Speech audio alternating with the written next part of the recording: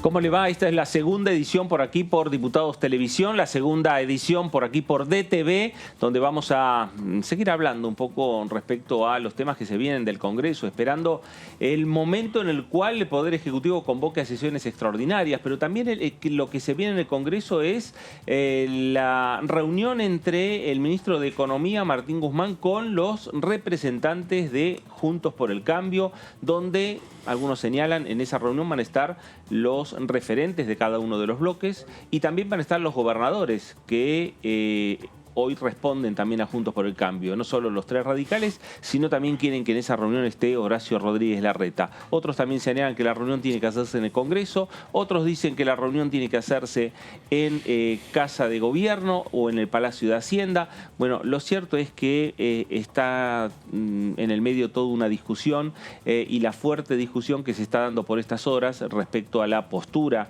de Juntos por el Cambio, respecto a la respuesta del Frente de Todos, donde se da y se da por las redes sociales. Por ahora, hasta que el Congreso retome su actividad y seguramente será el recinto de la Cámara de Diputados donde haya cruces políticos. Como por ahora el Congreso está en receso, la discusión política se da por las redes sociales. Melissa Joffre, ¿cómo le va?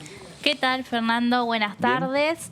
Bueno, no hay fecha confirmada para esta reunión de la cual estamos hablando. Estaba previsto, incluso ayer Juntos por el Cambio emitió un comunicado en el que habló que iba a ir a una reunión el próximo lunes, pero la realidad es que de ninguno de ambos lados a esta hora todavía confirman que esa reunión vaya a concretarse. Hay que ver si por otros canales el presidente y los gobernadores radicales, como mencionabas, sí se reúnen, pero en lo que respecta a los jefes de bloques parlamentarios, la realidad es que el diálogo está bastante tenso, por no decir roto, y ya hay cierta posición por parte de algunos diputados del oficialismo que bueno, se quejaron un poco de las condiciones, ¿no?, que trata de poner Juntos por el Cambio para que se dé este encuentro.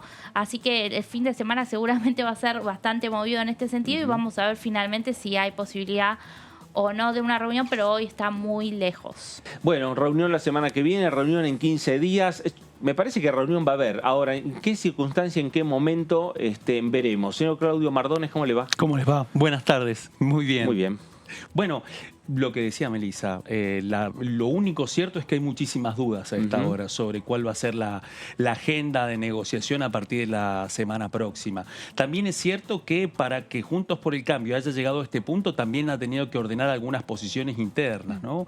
Porque uno de los planteos mayoritarios, independientemente de lo que planteó el gobernador Gerardo Morales para garantizar la presencia de los tres gobernadores del radicalismo y un primer distanciamiento del jefe de gobierno porteño, Horacio Rodríguez Larreta, también es cierto que la coalición cívica ha hecho valer ya en reiteradas oportunidades de que hay un acuerdo dentro de Juntos por el Cambio desde septiembre de 2020 de plantear que todas estas instancias de intercambio con el oficialismo y con el gobierno se tienen que dar en el marco del Congreso. Claro. No fue originalmente lo que había planteado en su primer planteo Gerardo Morales en la negociación que mantuvo con el presidente Alberto Fernández, pero bueno, ahora vuelve a emerger este gran interrogante. ¿En qué marco se va a dar este intercambio entre oficialismo y oposición? Si va a tener la participación de los jefes parlamentarios o si finalmente solo va a quedar el capítulo entre el ministro de Economía, el presidente y los gobernadores del radicalismo y del macrismo. Bueno, habrá que ver, ¿no? Porque en definitiva el ámbito natural para las discusiones políticas, las discusiones de entendimiento, las políticas a largo plazo es el Congreso de la Nación.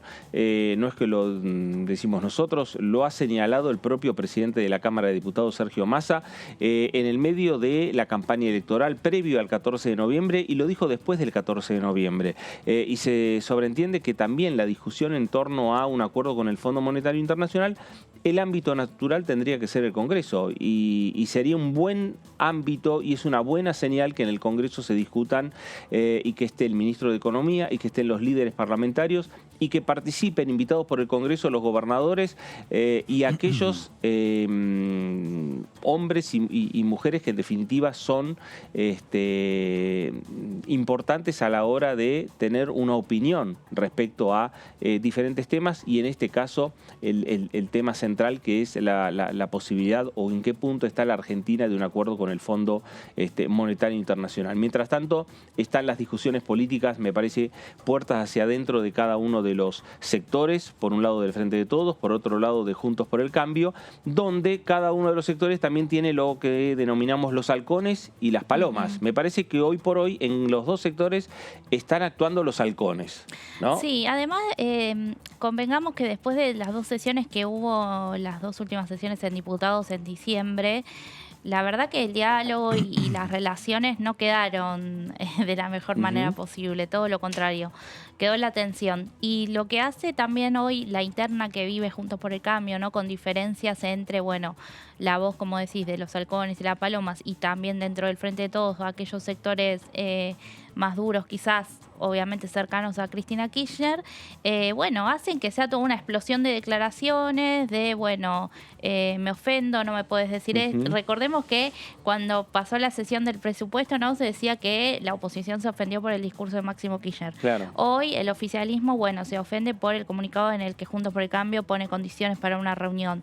Y no hay acuerdo absolutamente de nada de esa manera, ¿no? Pero también con la importancia de que en el Congreso, para avalar este acuerdo, para tener los apoyos, no tenés solo a Juntos por el Cambio, tenés a otros bloques de la oposición que se sintieron excluidos, ¿no? En medio de estos días, cuando se hablaba de una sola reunión con la principal bancada opositora, y me parece que bueno, que también tener una mayor consideración o una agenda, ¿no? Que diga, bueno, vamos a hablar realmente con todos, es otro punto importante que tiene que tener en cuenta el Frente de Todos. Claro. Juntos por el Cambio en su documento lo que pidió que haya una carta de intención, digamos, ¿no? Así es. Que la carta de intención que el gobierno le presenta al Fondo Monetario Internacional, que se la dé a conocer a la oposición. Tal cual. El famoso plan que está armando y que pide Juntos por el Cambio. Se cruza con otro tema. En estos días se cumple un mes desde que el presidente Alberto Fernández mencionó la fecha de que iba a enviar el plan plurianual. Sí. Recordemos que era uno de los temas que había... Cuando terminan las elecciones, 6 de la tarde del 14 de noviembre, el presidente Alberto Fernández filma un video y dice que va a mandar en la primera semana de diciembre el plan plurianual. Desde entonces, bueno, se ha cumplido un mes de que venció ese plazo que había planteado el presidente. Con eso empezó a correr mucho el tiempo también de cuál va a ser la configuración del periodo de extraordinarias. O sea que no solamente que se cruza la discusión de cómo va a ser el intercambio entre oficialismo y oposición en el marco del Congreso, sino también, si eso no se termina de resolver, tampoco va a quedar muy claro cuál va a ser la agenda de extraordinarias para poder tratar a partir de febrero, independientemente de que hay proyectos que podrían ser parte del debate, elegidos por el Ejecutivo. La pregunta es cómo van a poder atravesar esos debates, esos proyectos, en un clima entre oficialismo y oposición que no termina de ordenarse en torno al tema más importante, cuando se han planteado ya los últimos 60 días como para poder llegar al momento de las definiciones en vista de los dos grandes vencimientos que vienen, ¿no? Bueno, cada uno de los sectores le está hablando a su propio electorado cuando hacen planteos y lo que ha sucedido en el Congreso con lo que fue presupuesto, el discurso de Máximo Kirchner, el documento de Juntos por el Cambio respecto al tema de la deuda, y hay diferentes opiniones también que se han dado en las redes sociales. No sé si ahora o en un ratito vamos a estar viendo algunas opiniones de lo que han señalado los diferentes diputados, diferentes diputadas nacionales del Frente de Todos como respuesta a lo que fue el documento de Juntos por el Cambio respecto a condiciones para poder sentarse junto con el ministro de Economía, Martín Guzmán, ¿no? Pero lo cierto es que se ha generado una gran polémica, una gran discusión política que, repetimos, como el Congreso hoy está en receso, la discusión política se da por las redes sociales. Vamos a empezar a conocer algunas de las opiniones que dieron los diputados. Ahí está. La diputada nacional Cecilia Moró, diputada nacional del Frente de Todos, que ha señalado respecto a la postura que ha adoptado el principal bloque de la oposición sobre este tema. Dice que en 2 minutos en 2 minutos han tenido lo que fue en 2 minutos, endeudaron a Argentina en 44.000 millones de dólares. No consultaron al Congreso. Hoy reclaman condiciones para asistir a una reunión informativa y con esa misma soberbia ejercieron el poder. Nada cambió. Macri manda, el resto acata, temor reverencial al jefe. Esto lo plantea la diputada nacional Cecilia Moró, diputada del Frente de Todos por la provincia de Buenos Aires. Muy dura Cecilia Moró, que bueno, es la vicejefa, ¿no? de la bancada oficialista, es referente obviamente de Sergio Massa aquí en la Cámara también, pero bueno, con esta catarata de tweets que empezaron sobre todo anoche, ¿no? A escribir en las redes sociales los diputados del oficialismo, dan también por sentado un poco la posición que tienen. Hoy algunas fuentes del bloque decían, bueno, la opinión de los diputados es como que ya te está dando una respuesta de que con respecto, ¿no?, a esa reunión del lunes. No. Con Tal condiciones cual. no. Exactamente. Claro, bueno, hay que ver primero si iba a haber reunión el lunes. Hay que ponerle un interrogante. Sí. Yo desde la semana pasada la información que tengo es que la reunión prevista para después del 17. Así es. Claro, ¿no? exactamente. Pero Juntos por el Cambio, al incluir la palabra lunes en el comunicado, fue como medio también un meter presión, ¿no? Y eso también, bueno, porque vos preguntás hoy a Juntos por el Cambio y te dicen, no tenemos ni fecha ni día confirmado. Claro. Pero en el comunicado pusieron día lunes. Claro, exacto. Sí. Exacto. Alguien dijo el día lunes y de algún lado salió. A ver, más opiniones respecto a lo que fue este documento. Marcela Paso, la diputada también del Frente de Todos por la provincia de Buenos Aires, señaló: la información concreta es que los responsables del problema vienen ahora a hacerse los delicados. Nos endeudaron en 2 minutos, financiaron la fuga de capitales, hicieron pedazos el país y ahora ponen palos en la rueda. Caraduras es poco, dijo la diputada Marcela Paso, subiendo también un poco el tono respecto a esta relación que hoy está atravesando el oficialismo y la principal fuerza de la oposición. Y cuándo comenzaron las diferencias centrales después de lo que fue el rechazo por parte de Juntos por el Cambio y otras fuerzas políticas, pero principalmente Juntos por el Cambio, al proyecto de ley de presupuesto general de gastos enviado por el Poder Ejecutivo Nacional. Otras opiniones respecto al Frente de Todos desde la bancada del Frente de Todos hacia Juntos por el Cambio. Leandro Santoro dijo: muchachos, la actitud es ¿en qué podemos colaborar? No, poneme alfombra roja, tráeme café y te digo qué tenés que hacer. Este problema lo generaron ustedes. Sean solidarios con la Argentina y dejen el show para otro momento. No hay margen para especular. Esto lo dice el diputado por la Ciudad de Buenos Aires, Leandro Santoro, marcando también estas diferencias. De esta manera, varios diputados nacionales, como estamos viendo, ahí está Victoria Tolosa Paz, diputada nacional de la provincia de Buenos Aires. Ya bastante nos condicionaron como país al tomar semejante deuda, como para venir ahora a condicionar una reunión que busca solucionar el periodo de mayor endeudamiento de la historia.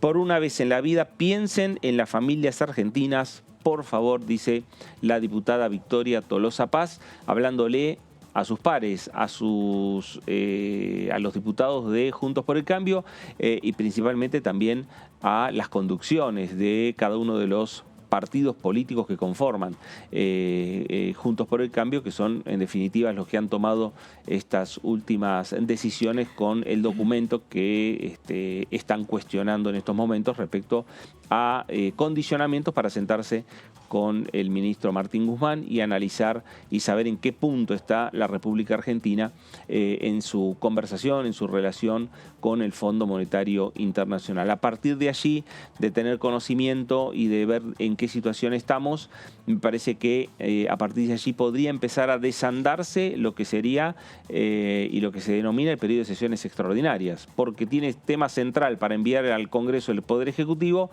el acuerdo con el Fondo y el programa plurianual. Ahí tenemos otra de las opiniones, que es la de Carlos Heller, que dice: durante la presidencia de Mauricio Macri se endeudaron con el Fondo Monetario Internacional en 44.000 millones de dólares y se comprometieron a devolver esos préstamos en plazos imposibles. No consultaron al Congreso, no lo discutieron con nadie.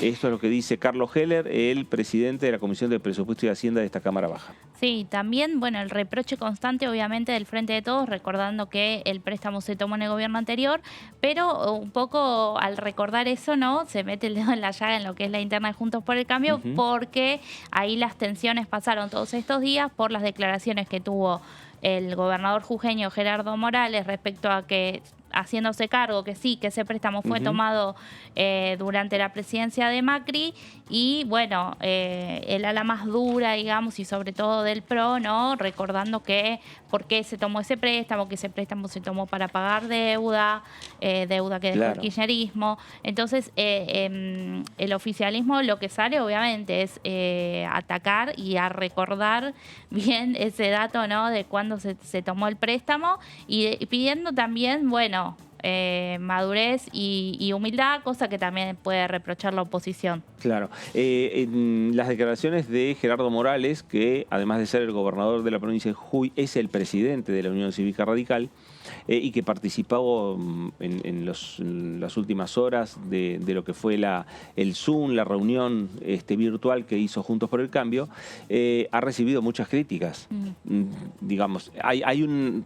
Más allá de la discusión interna de Juntos por el Cambio, en un planteo, tratando de tener un planteo uniforme para responderle al gobierno nacional o al Frente de Todos, también tiene una discusión interna respecto a los socios que conforman Juntos por el Cambio, que están desde las elecciones o después de las elecciones del 14 de noviembre en un estado de deliberación permanente por diferentes temas, por diferentes posturas, por la situación, digamos, política económica de la República Argentina y que en definitiva, qué postura adoptar, ¿no? Tal cual. Y la pregunta es, aparte, después de toda esta respuesta del oficialismo, ¿dónde queda Morales luego de lo que ha sido el debate interno de Juntos por el Cambio? Porque cerca de Morales lo que evalúan es que luego de haberse diferenciado del PRO, no fue, digamos, una decisión impulsiva, sino lo interpretan como la expresión de la decisión final de las elecciones y el liderazgo y el acuerdo que habían tomado en el radicalismo para elegirlo como presidente del partido.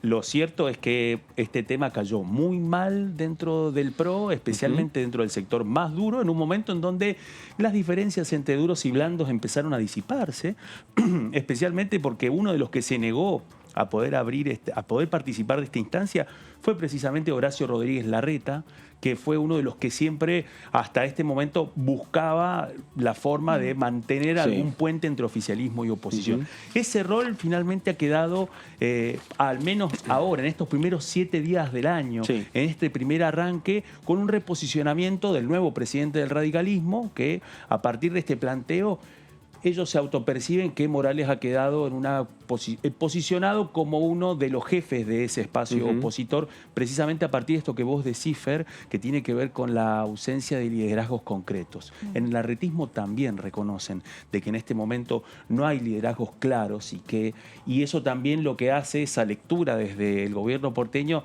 es restarle dimensión y bajarle un poco el precio a la decisión de Gerardo Morales de plantear esto. Pero bueno, convengamos que también lo que sí quedó claro es que el planteo de Morales no era solo, sino acompañado por los 3 gobernadores del radicalismo.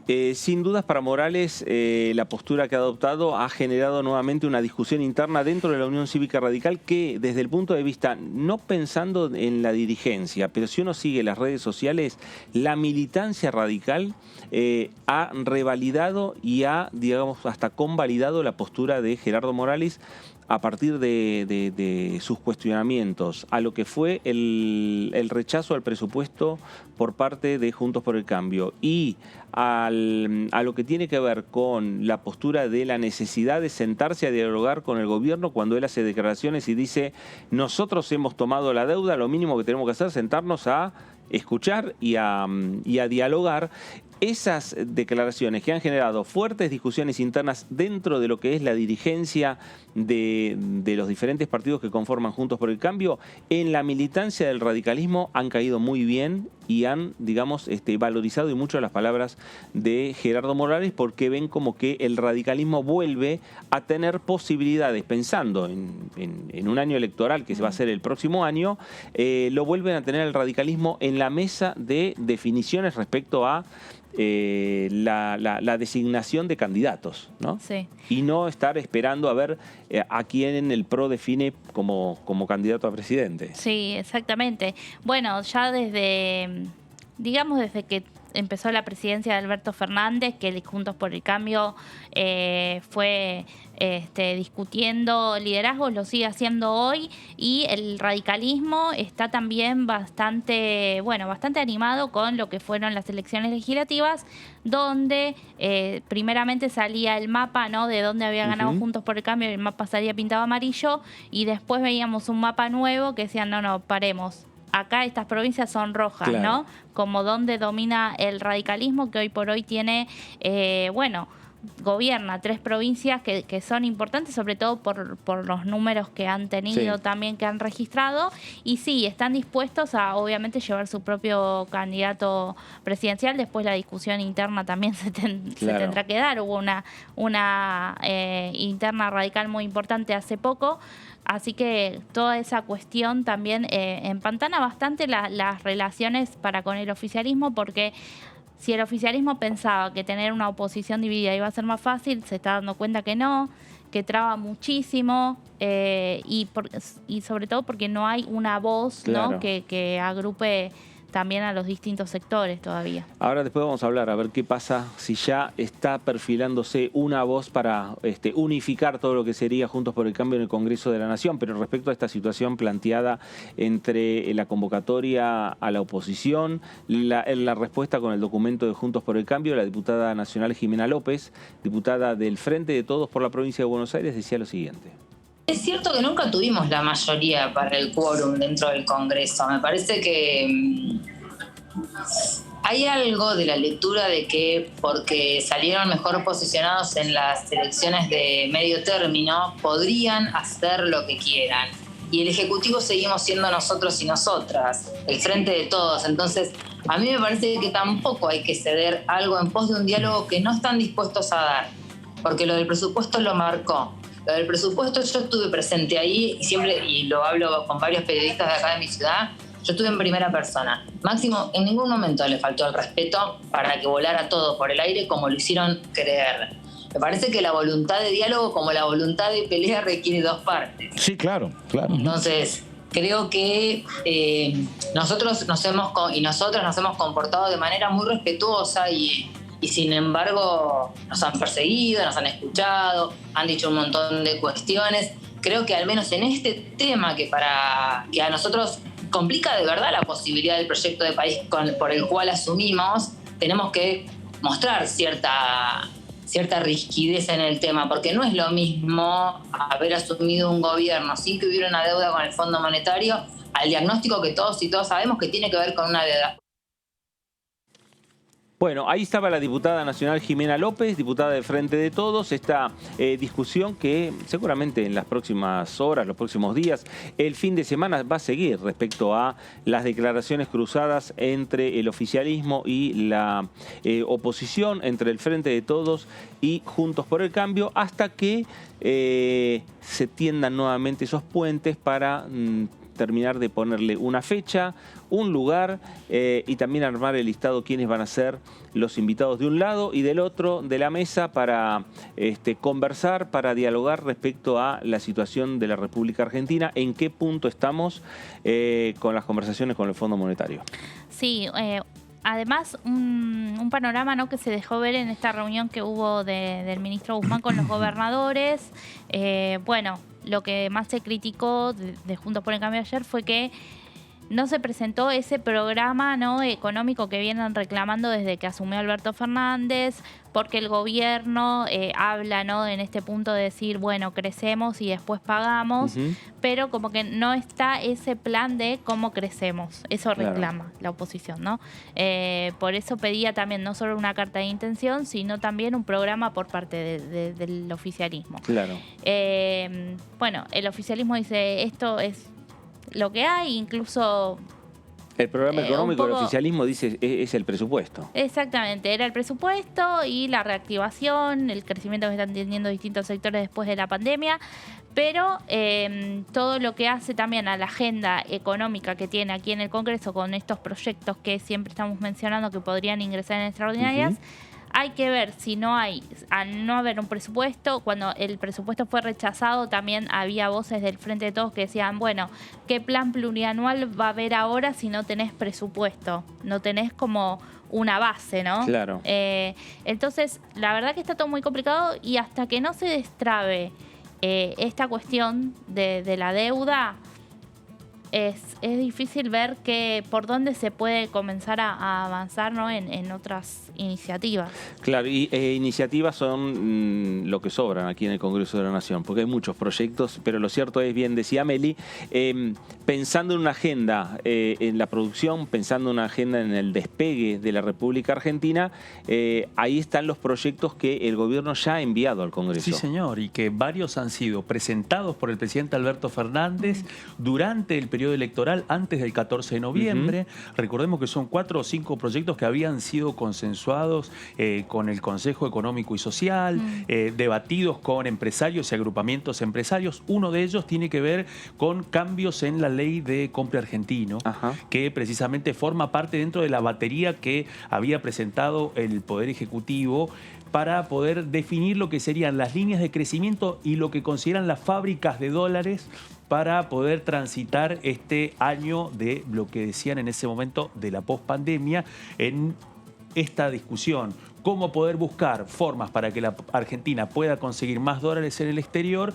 en el marco de una búsqueda de crecimiento y en el marco de la renegociación con el Fondo Monetario Argentino.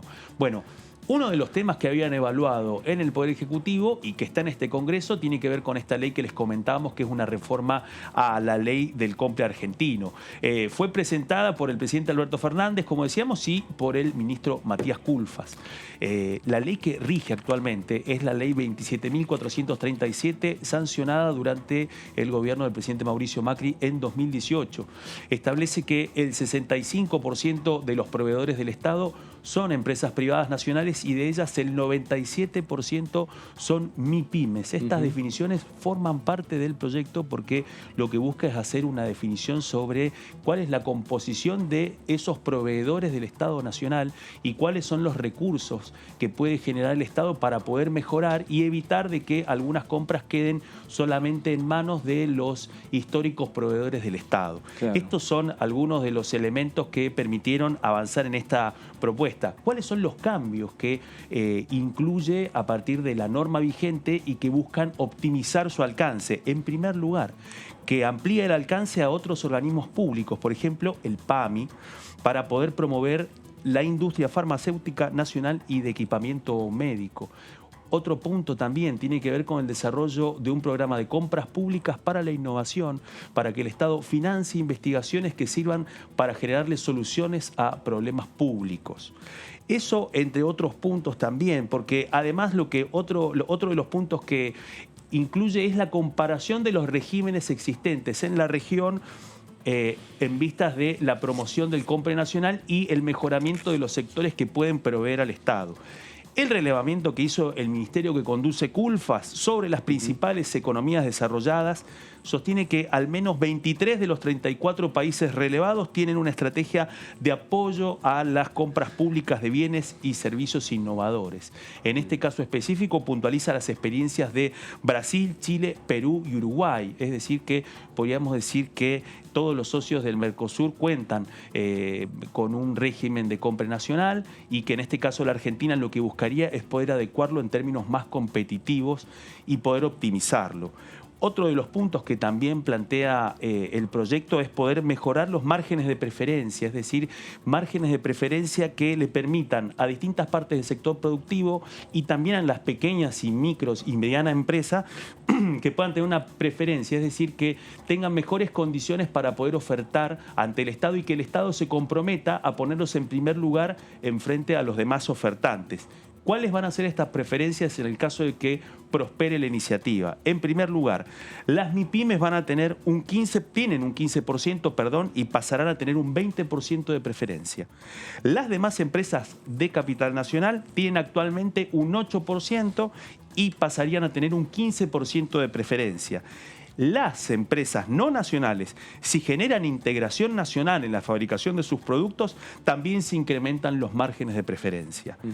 En el caso de las empresas con composición mayoritaria de mujeres en capital social y puestos jerárquicos y también en el plantel general de las empresas, obtendrán un 3% de margen adicional sobre la preferencia que tengan si es una MIPYME, si es una empresa de capital nacional, por ejemplo. Otro punto que también plantea la iniciativa busca incorporar el concepto de sectores estratégicos para desarrollar productos en el país, productos que el país no tiene, y también que necesita producir o está importando, es decir, que lo que busca es generar otro mecanismo para garantizar la sustitución de importaciones y poder garantizar que quienes ya son proveedores del Estado tengan programas impulsados específicamente por el Estado para poder reconvertirse y tener mayor capacidad competitiva. Otros puntos también que son importantes, porque hasta ahora, si bien lo que dicen las distintas cámaras empresarias es que la ley de compra nacional, así como está planteada en este momento, tiene un alcance muy acotado, pero además tampoco se conoce concretamente quiénes son los beneficiarios, quiénes reciben las preferencias y cómo se califican el acceso a distintas preferencias que establece la ley vigente.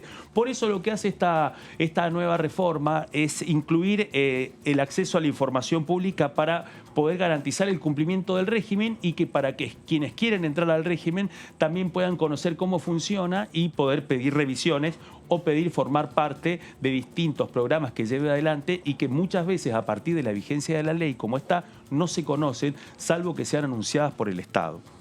Otra parte tiene que ver con la creación del Programa Nacional de Desarrollo de Proveedores, que lo que busca es promover el crecimiento de proveedores nacionales en sectores estratégicos, el punto que comentábamos hace unos minutos. Otro punto tiene que ver con la capacidad de financiamiento que pueden tener las pequeñas y medianas empresas para poder afrontar los plazos de pago del Estado. Para eso crean un fondo fiduciario público para el compre argentino, que lo que busca es generar mejores condiciones financieras de acceso a las compras públicas. Además, el proyecto también busca tratar de generar una comunidad con respecto a los proveedores del Estado y introduce un concepto que muchas veces han surgido en los debates entre el Ministerio de la Producción y los proveedores del Estado. La creación de mesas de compra argentino, que el proyecto las define como ámbitos de participación público-privado entre oferentes y entidades públicas y privadas para anticipar futuras contrataciones, saber cuál va a ser el esquema y más que el esquema, el cronograma de compras que prepara el Estado en el año para que lo puedan conocer quienes quieran competir y presentar sus ofertas y también para poder desarrollar y participar otros proveedores nacionales, es decir, como para poder garantizar que haya un mayor acceso de quienes consideren que están en condiciones de competir en distintas provisiones para el Estado. Otro punto también que incluye esta iniciativa es la reactivación de la Comisión Bicameral de Seguimiento de Contratos de Participación Público-Privada, que fue creada también durante la administración de Cambiemos para poder verificar y controlar el funcionamiento de los PPP, los recordados PPP. Exacto. Bueno, en este caso lo que harían es dejarle a esta bicameral, reactivarla a partir de, si prospera esta iniciativa, y garantizar de que esta sea la bicameral que controle cómo va a funcionar la aplicación de esta nueva reforma de la ley de compra argentina. Dos objetivos que me parecen con este proyecto que vos bien estás señalando, Claudio. Por un lado, la sustitución de importaciones y se está hablando de aproximadamente 500 millones de dólares en lo que tiene que ver con el año. Y por el otro lado, pensando en las pymes y las micropymes, lo que permiten también es establecer ciertos lineamientos en el cual la pyme pueda llegar también a contratar gente, pensando en el crecimiento como empresa, a partir de que tiene asegurados ciertos trabajos, por lo menos en lo que tiene que ver con la diagramación del año. Así es. ¿No? Totalmente. Entonces, al tener ya un cliente cautivo, fijo, que le va a permitir, y con la necesidad de comprar determinados productos durante todo el año o la mayor cantidad de tiempo en el año, lo que puede hacer que esa micropyme o pyme pueda llegar a estar, ordenarse desde el punto de vista de puertas hacia adentro en lo que tiene que ver con su personal, en lo que tiene que ver con su producción, porque va a saber que está garantizada esa venta que va a hacer.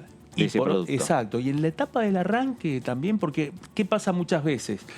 A veces surge la posibilidad de que la empresa le pueda vender al Estado, pero tiene que acomodarse a la capacidad de pago del Estado, que muchas veces es solvente, pero paga 90, 60, Claro. 120 días. Esta ley lo que incluye además para que el arranque de esa relación no implique en una situación que ponga contra las cuerdas a esa MIPYME es la creación de este fondo fiduciario para el compra argentino, porque lo que le permitiría especialmente a las empresas que podrían sustituir importaciones y que le permitirían al Estado no comprar en el exterior y comprar a un proveedor argentino, poder contar con un financiamiento que no implique un riesgo financiero para esa empresa por ser proveedor del Estado a la espera de que llegue ese pago. Claro, claro, ahí está un poco de esta discusión y este planteo que está ahí en este proyecto. Uno viéndolo, digamos, leyéndolo rápidamente, uno podría entender que el acuerdo político a alcanzar por este proyecto tendría que ser rápido. Tendría que acercar posiciones, en los papeles, ¿no? Si uno se guía por la hoja de ruta de este proyecto, que además lo que busca es reformar uno que además fue promulgado por el entonces presidente Mauricio Macri y que además, digámoslo, concentra buena parte del interés de las cámaras empresarias argentinas, porque el tema de mejorar el mecanismo de compra nacional ya viene desde la aplicación de esta primera iniciativa. Claro, y ahí está un poco lo que vos decías, Meli, el tema de las diferencias que hay entre oficialismo y oposición, hoy por hoy, me parece un poco empantanadas por el tema del acuerdo con el fondo, del programa plurianual que no llega, porque si no avanza el acuerdo con el fondo, me parece que no avanza tampoco el acuerdo plurianual. Estos son estos proyectos que pueden generar que haya actividad parlamentaria y que haya también ciertos entendimientos entre oficialismo y oposición donde dejen fuera de alcance por lo menos algunos temas que son bastante ríspidos entre los dos sectores, ¿no? Sí, donde se encuentre una luz, ¿no? Claro. Digamos, y se pongan de acuerdo. Este proyecto también de compra argentino ingresó junto con otro, el 23 de diciembre, que tiene que ver con el monotributo. Claro. También lo vamos a estar repasando. Y sí, son esas iniciativas que, por supuesto, a ver, tanto de un lado como del otro, nadie se opone, ¿no? Sino hay que encontrar también, esos puntos de consenso. Pero se ha visto, como se vio el año pasado, que pese a que no hubo tanta actividad tampoco el año pasado, hubo leyes como las de alivio fiscal, Sí. ¿no? Que tuvieron bastante respaldo mayoritario, sino unánime. Por ejemplo, la de alivio fiscal, que digo, para entidades y para mini pymes también, que las benefició. Eso se aprobó un día en diputados y al otro día se sancionó en el Senado, ¿no? Así que son, sí, como en materia económica, son algunas de esas leyes que, bueno, que permiten que sí, que haya un diálogo y que haya un trabajo quizás de comisión para poder avanzar rápido, ¿no? Sí, claro, porque hay muchas iniciativas, hay muchos proyectos y también está atravesando un momento difícil de la relación entre oficialismo y oposición, ¿no? Entonces, eso ninguno de los dos sectores lo puede ocultar. Los diálogos tienen ciertos cortocircuitos, o por lo menos entre algunos integrantes de los bloques, tanto de Frente de Todos como de Juntos por el Cambio, y hay algunos proyectos que a veces generan entendimientos como también para mejorar esta relación. Si el oficialismo, para mejorar la relación con la oposición, trae a la mesa de debate como primer tema la ley de envases, hay pocas posibilidades de lograr acuerdos. Bueno, ¿no? y si repasamos cómo fueron las últimas sesiones del año, bueno, la última pulseada fue muy importante en términos de lo que define las correlaciones de fuerza dentro de la Cámara de Diputados y también en el Senado, que tuvo que ver con el cambio del mínimo imponible de bienes personales. O sea, ahí sí nos vamos a encontrar con algo parecido a lo que podría originarse con un debate como fue a partir de un proyecto impulsado por el oficialismo, tomado por la oposición, contrarreformado por el oficialismo, en donde la oposición lo que buscaba era poder hacer una demostración de fuerza que finalmente no la terminó pudiendo concretar y que terminó con un saldo positivo para el oficialismo en el Senado. Claro. Este es el antecedente, digamos, que marca un poco cuál va a ser el menú de arranque de las negociaciones que puedan comenzar en la segunda mitad de enero o en febrero. Un impulso que podría darle para ordenar ese intercambio es si el Ejecutivo finalmente define el temario de extraordinarias o no. Claro. Eso le permitiría un poco al oficialismo retomar la iniciativa después de lo que ha sido el tratamiento tan complejo y la devolución en revisión al Senado, con una señal importante, que finalmente la oposición logró sacar del freezer el cambio en bienes personales, aunque finalmente, cuando fue sancionado, no fue con todos los cambios que buscaba la oposición. Imagino que también la futura reunión que pueden llegar a lograr y tener entre oficialismo y oposición en relación al tema deuda con el ministro Guzmán, posiblemente también pueda ser un ámbito en el cual pueda trascender qué temas la oposición, Juntos por el Cambio, quisiera que estén en un debate en el periodo de sesiones extraordinarias, ¿no? Es una buena pregunta. Si el temario de extraordinarias también se abre a una negociación entre oficialismo y oposición, ¿no? Sí. Capaz que esa también puede ser una posibilidad. Bueno, pero habrá que ver qué es lo que ocurre, hablando de debates, hablando de temas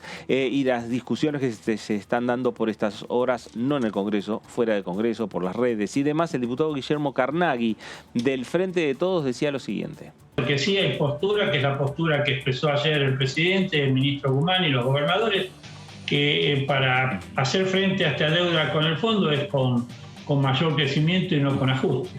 Está clara la postura, está la postura, y bueno, confiamos en que se logre una buena negociación en cuanto a plazo, en cuanto a tasa de interés, y entonces que esto nos permita poder crecer.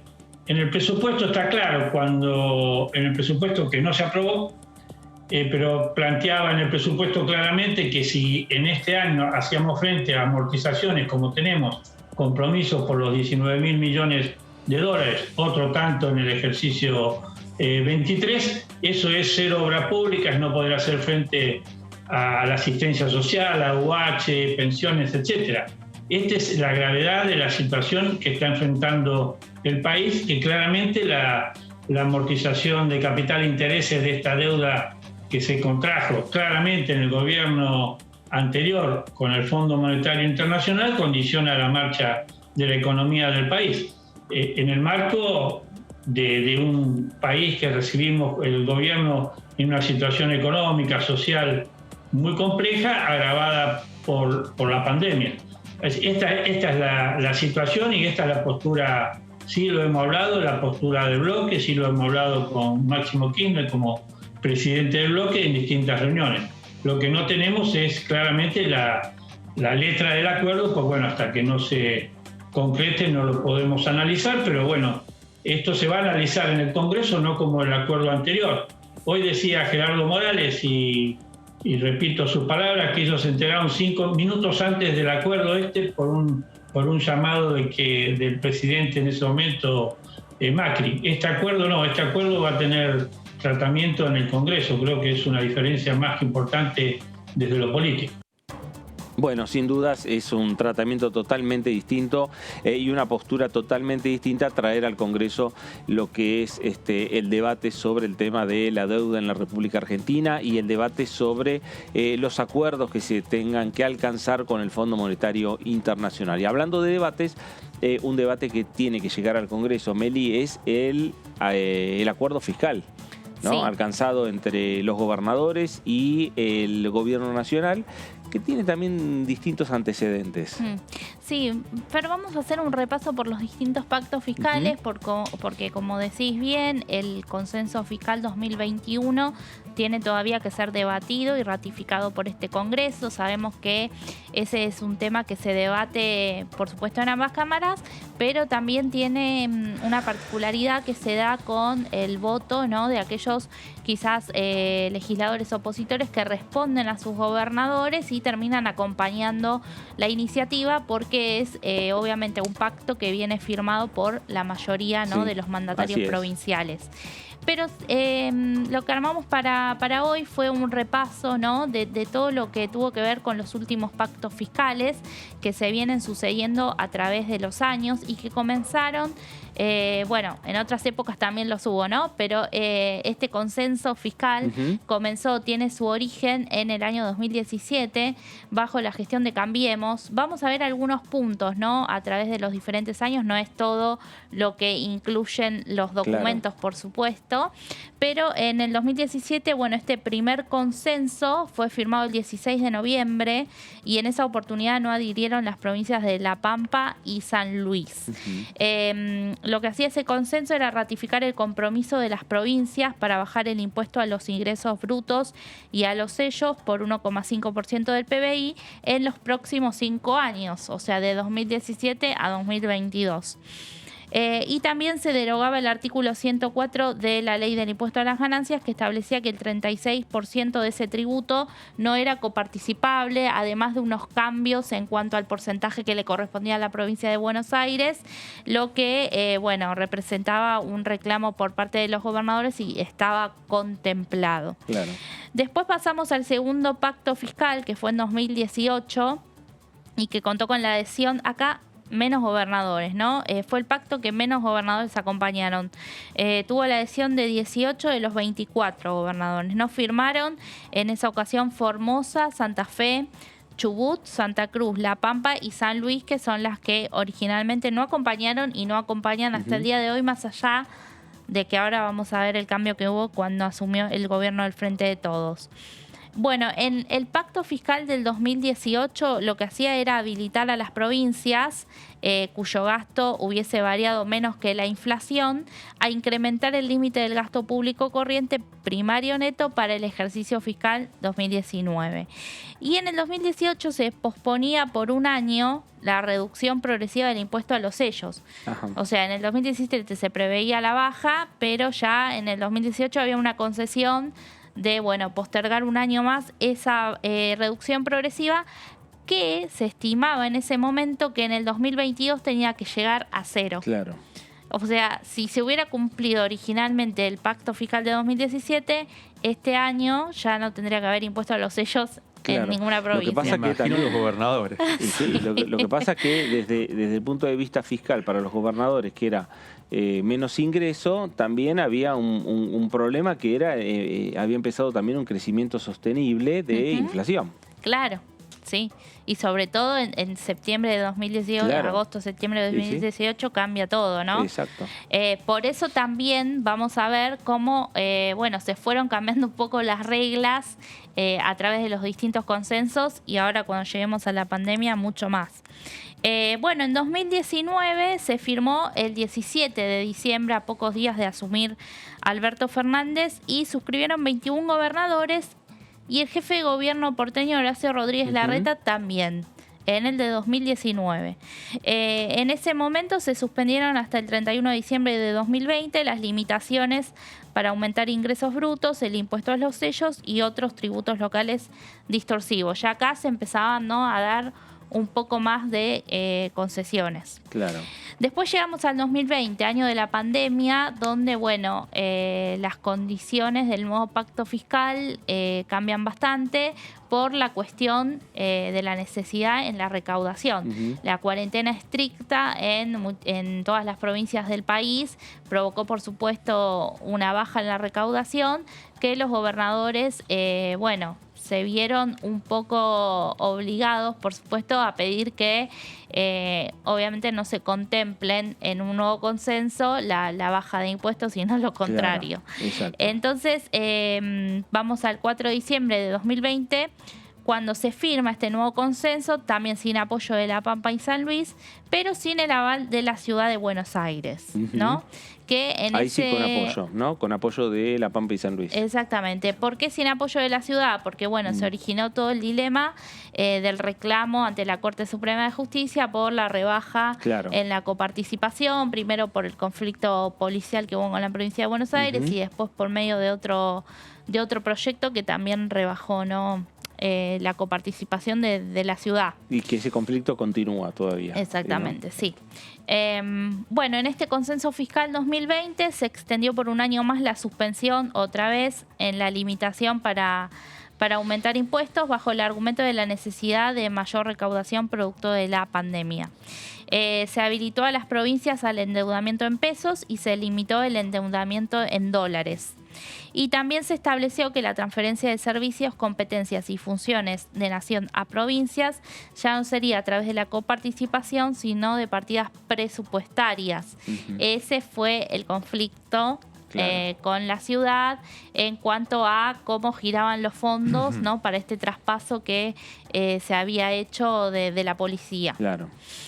Y bueno, y llegamos finalmente al 2021 a este nuevo consenso que se firmó el 27 de diciembre pasado, hace muy pocos días, y que, bueno, va a tener que ratificarse en el Congreso, sea en sesiones extraordinarias o bueno, durante el año. Estaba viendo que el consenso fiscal del año pasado se trató en extraordinarias, primero en una Cámara, pero la otra Cámara lo terminó de sancionar diputados a mitad de año, claro. Por ahí. Bueno, este consenso fiscal 2021, al que tampoco obviamente adhieren La Pampa y San Luis, con la diferencia de que hoy por hoy, al estar en el gobierno del Frente de Todos, como que expresan cierto aval. De hecho, Sergio Sirioto, el gobernador de La Pampa, estuvo durante la firma del último consenso. Y bueno, y la ciudad de Buenos Aires obviamente que tampoco adhiere en esta ocasión. A partir de este nuevo pacto, las jurisdicciones podrán aplicar alícuotas máximas para el impuesto sobre los ingresos brutos y el de sellos. Se establecieron ciertos porcentajes en ese sentido. Además dispone que las provincias solo podrán incrementar el stock de deuda en moneda extranjera en los casos de líneas de financiamiento con organismos bilaterales o multilaterales de crédito, desembolsos pendientes, incrementos de stock generados por administración de pasivos, canjes o reestructuraciones y amortizaciones de capital. Y, entre otras cuestiones, abre la posibilidad que las jurisdicciones restablezcan el impuesto a la herencia, un tema controvertido, sí.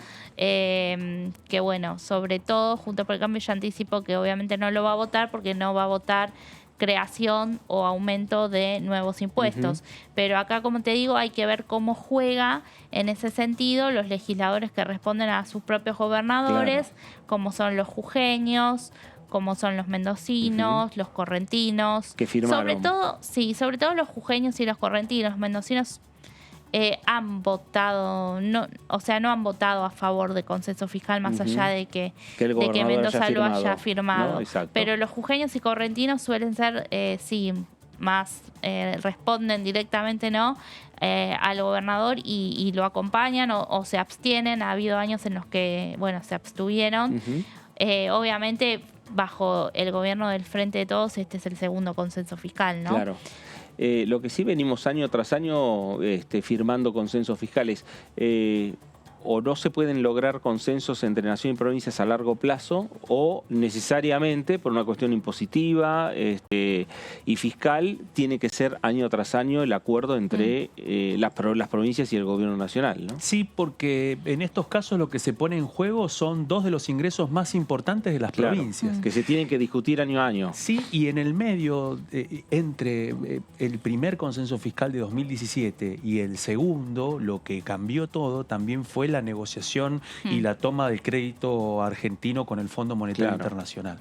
Eso terminó, digamos, de cambiar un poco la ecuación que estaba impulsando en ese momento el gobierno de Cambiemos, que formaba parte de una propuesta de campaña que era buscar reducir los impuestos, simplificarlos y en muchísimos casos poder reducir estos impuestos. Claro. Bueno, eso cambia muchísimo, esa concepción cambia y posiblemente cambie para el próximo lustro o los próximos 2 lustros de acuerdo a cómo avance la negociación con el fondo. Sí.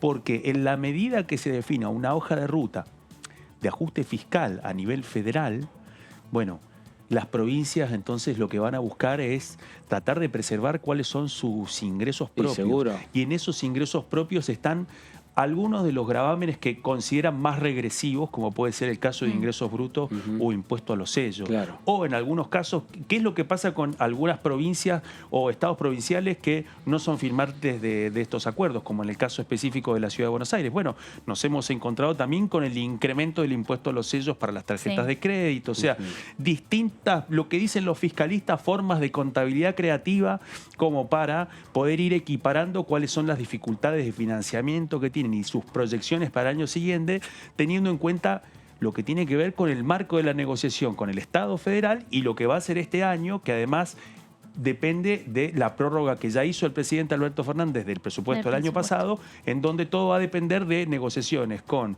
el Estado federal de cada uno de los gobernadores para poder mantener o ampliar las partidas que esperan. Claro, porque en definitiva, cuando se firmó el primer acuerdo y consenso fiscal, no estaba tomado un crédito con el Fondo Monetario. Tal cual. Claro, ¿no? Estamos hablando y en de ese 2017. momento también se había votado una ley de responsabilidad fiscal, Así se llamaba, es. era todo un paquete. Sí.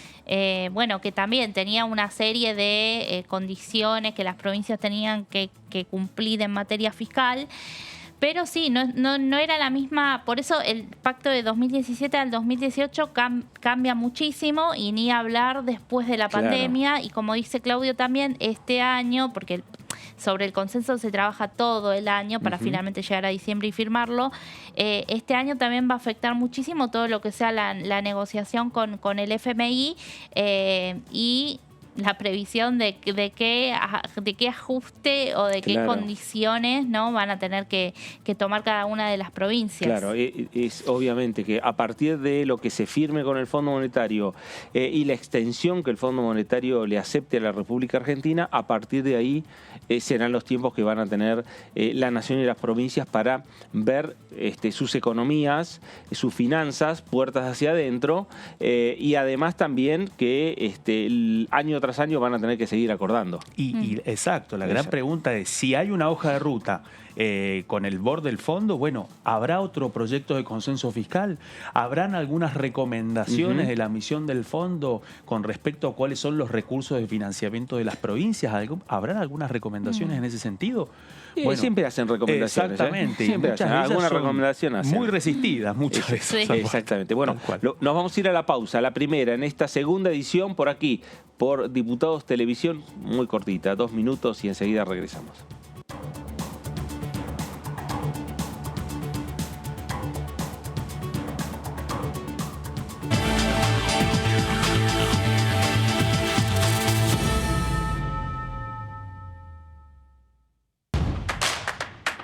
Información, Análisis, diálogo, consenso, innovación, economía, ambiente, tecnología, federalismo, pluralidad, oficialismo. oposición.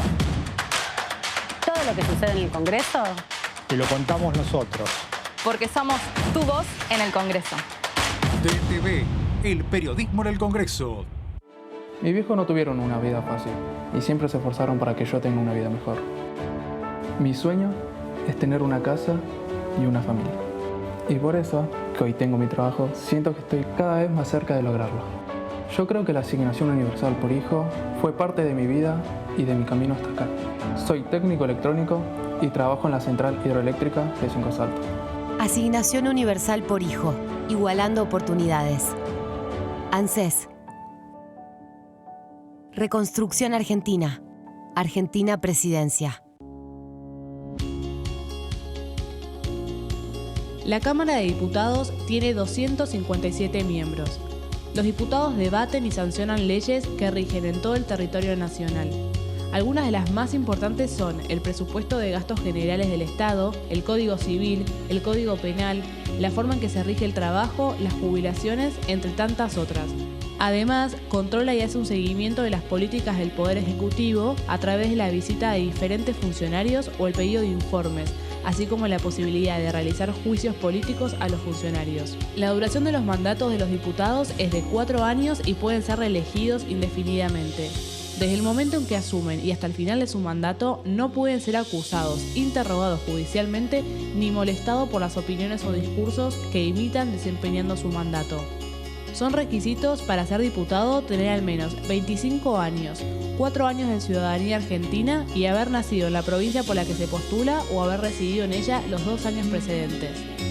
Se agrupan en bloques que expresan partidos políticos o afinidad ideológica. Existen también los monobloques integrados por un solo diputado. Estamos vacunando. Cuidémonos más que nunca.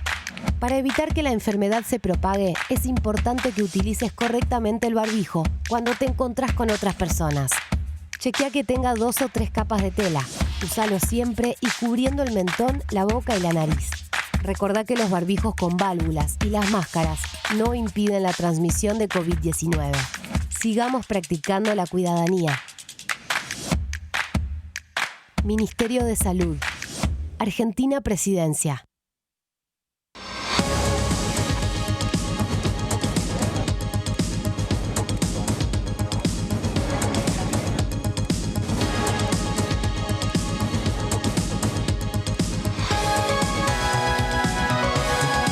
Todo lo que sucede en el Congreso te lo contamos nosotros, porque somos tu voz en el Congreso. DTV, el periodismo del Congreso. Con el Plan Básico Universal, siendo beneficiario o beneficiaria, podés acceder a planes económicos y accesibles de telefonía fija, telefonía móvil, televisión por cable e internet en todo el país. Solo tenés que llamar a tu empresa proveedora de servicios. Exigilo, es tu derecho. Más conectados, más cerca.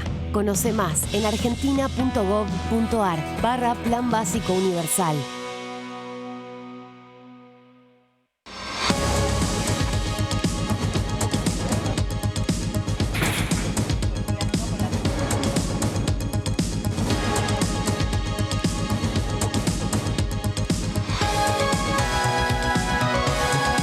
Todo lo que sucede en el Congreso te lo contamos nosotros, porque somos tu voz en el Congreso.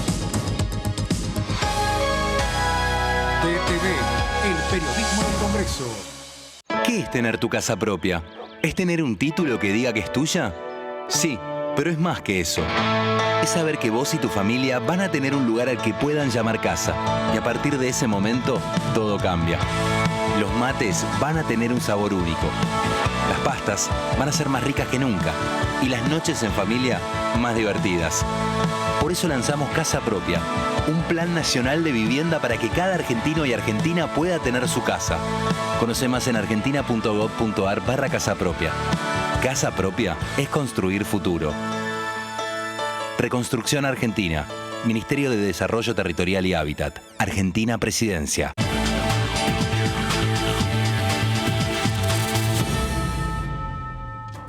Muy bien, regresemos a esta segunda edición por aquí por Diputados Televisión, segunda edición por aquí por DTV, analizando diferentes proyectos, temas que conforman la agenda del Congreso de la Nación. A ver, algunos de los temas que Claudio nos va a estar contando. Antes contaste, Claudio, lo que era el proyecto de ley de compra argentino, proyecto que podría estar en lo que tiene que ver con una agenda de sesiones extraordinarias, ¿no? Convocatoria de sesiones extraordinarias que haga el Congreso, pero hay otros temas.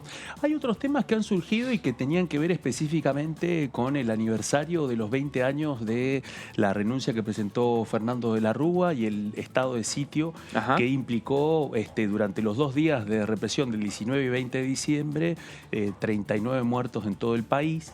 Bueno, la iniciativa es presentada por Leonardo Grosso, Eduardo Tognoli, Verónica Caliba, Natalia Souto, Juan Carlos Alderete, del Frente de Todos, para instituir una pensión especial para los familiares de las víctimas de esos días que recordemos es la última vez en la historia de la democracia que se aplicó un estado de sitio de alcance federal. Claro.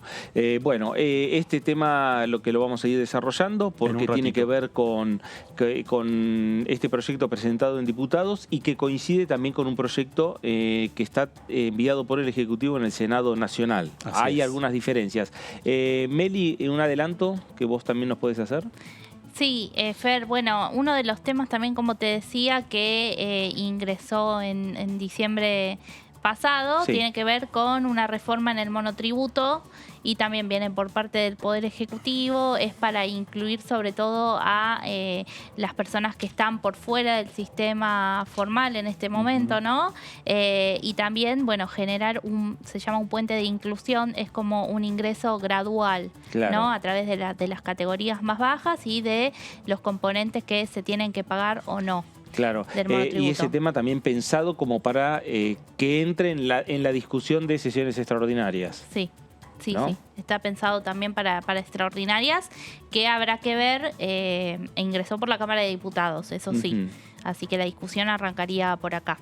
Bueno, y veremos finalmente cuáles son los temas, ¿no? Respecto a las sesiones que obviamente están en parte también condicionadas con dos temas centrales. Cuando hablamos dos proyectos, por un lado acuerdo con el Fondo Monetario Internacional, por otro programa plurianual, uno va de la mano del otro, pero toda la energía del oficialismo y la energía del gobierno está puesta, centralizada en donde en la necesidad de lograr un entendimiento con el Fondo Monetario. Ujú. ¿No? Sí, sí, obviamente ese es el gran tema con el que arrancó este año, este 2022. El gobierno hablaba de la posibilidad en su momento, meses atrás, de que bueno, que ese acuerdo iba a llegar en enero Sí. o en febrero. Hoy por hoy no da la sensación de que sea tan pronto, pero sí está avanzando en lo que tiene que ver con, bueno, con esta serie de reuniones que empezó con los gobernadores oficialistas, sigue con sindicatos, con empresarios, y también se prevé que obviamente con todas las fuerzas que están representadas aquí en el Congreso de la Nación, porque este es el ámbito obviamente para hacerlo, y porque hace muy poco, desde el año pasado, hay una ley que así lo dice, ¿no? Claro. Cualquier acuerdo que se haga con el fondo tiene que tener autorización del Parlamento. Condicionamientos, o por lo menos hablando de condicionamientos en lo que tiene que ver con la agenda de la convocatoria de extraordinarias, el acuerdo con el fondo condiciona un poco el resto de los proyectos. Así es. Bueno, y ha sido parte también de la apuesta que hizo el Ejecutivo, como decíamos al principio del programa, a partir de la decisión de Fernández de anunciar para la primera semana de diciembre el envío del plan plurianual y atarlo al desarrollo de la negociación con el fondo. Luego de la exposición de Guzmán de esta semana, bueno, se multiplican los interrogantes sobre cuáles son las definiciones que tiene el gobierno para poder avanzar con eso, y de la mano los tiempos del plan plurianual. Bueno, y todos esos datos son los que quiere también tener la oposición por parte del gobierno nacional y por parte del oficialismo, tener más datos respecto a las conversaciones y al programa plurianual. Nos vamos a ir a la ciudad de Buenos Aires.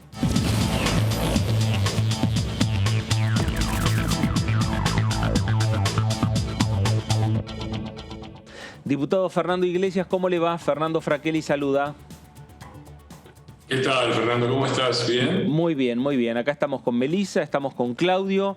Estamos analizando un poco los temas que pueden llegar a formar parte, ¿no?, de una convocatoria de sesiones extraordinarias, pero hay un gran interrogante que también está planteando la oposición, es tener algún dato más respecto a por dónde se están pasando las conversaciones con el Fondo Monetario, de qué manera se va a conformar este programa plurianual anunciado por el gobierno.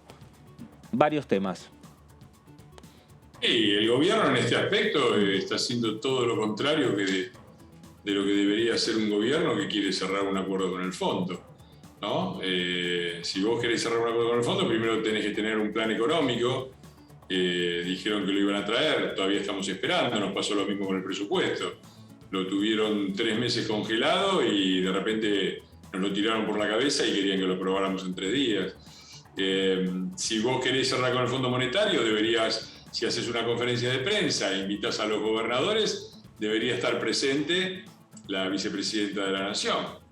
Y si lo vas a mandar al Congreso y lo va a tener que defender el bloque del Frente de Todos, supongo que el presidente del bloque del Frente de Todos, Máximo Kirchner, debería haber estado en la reunión, tampoco estuvo.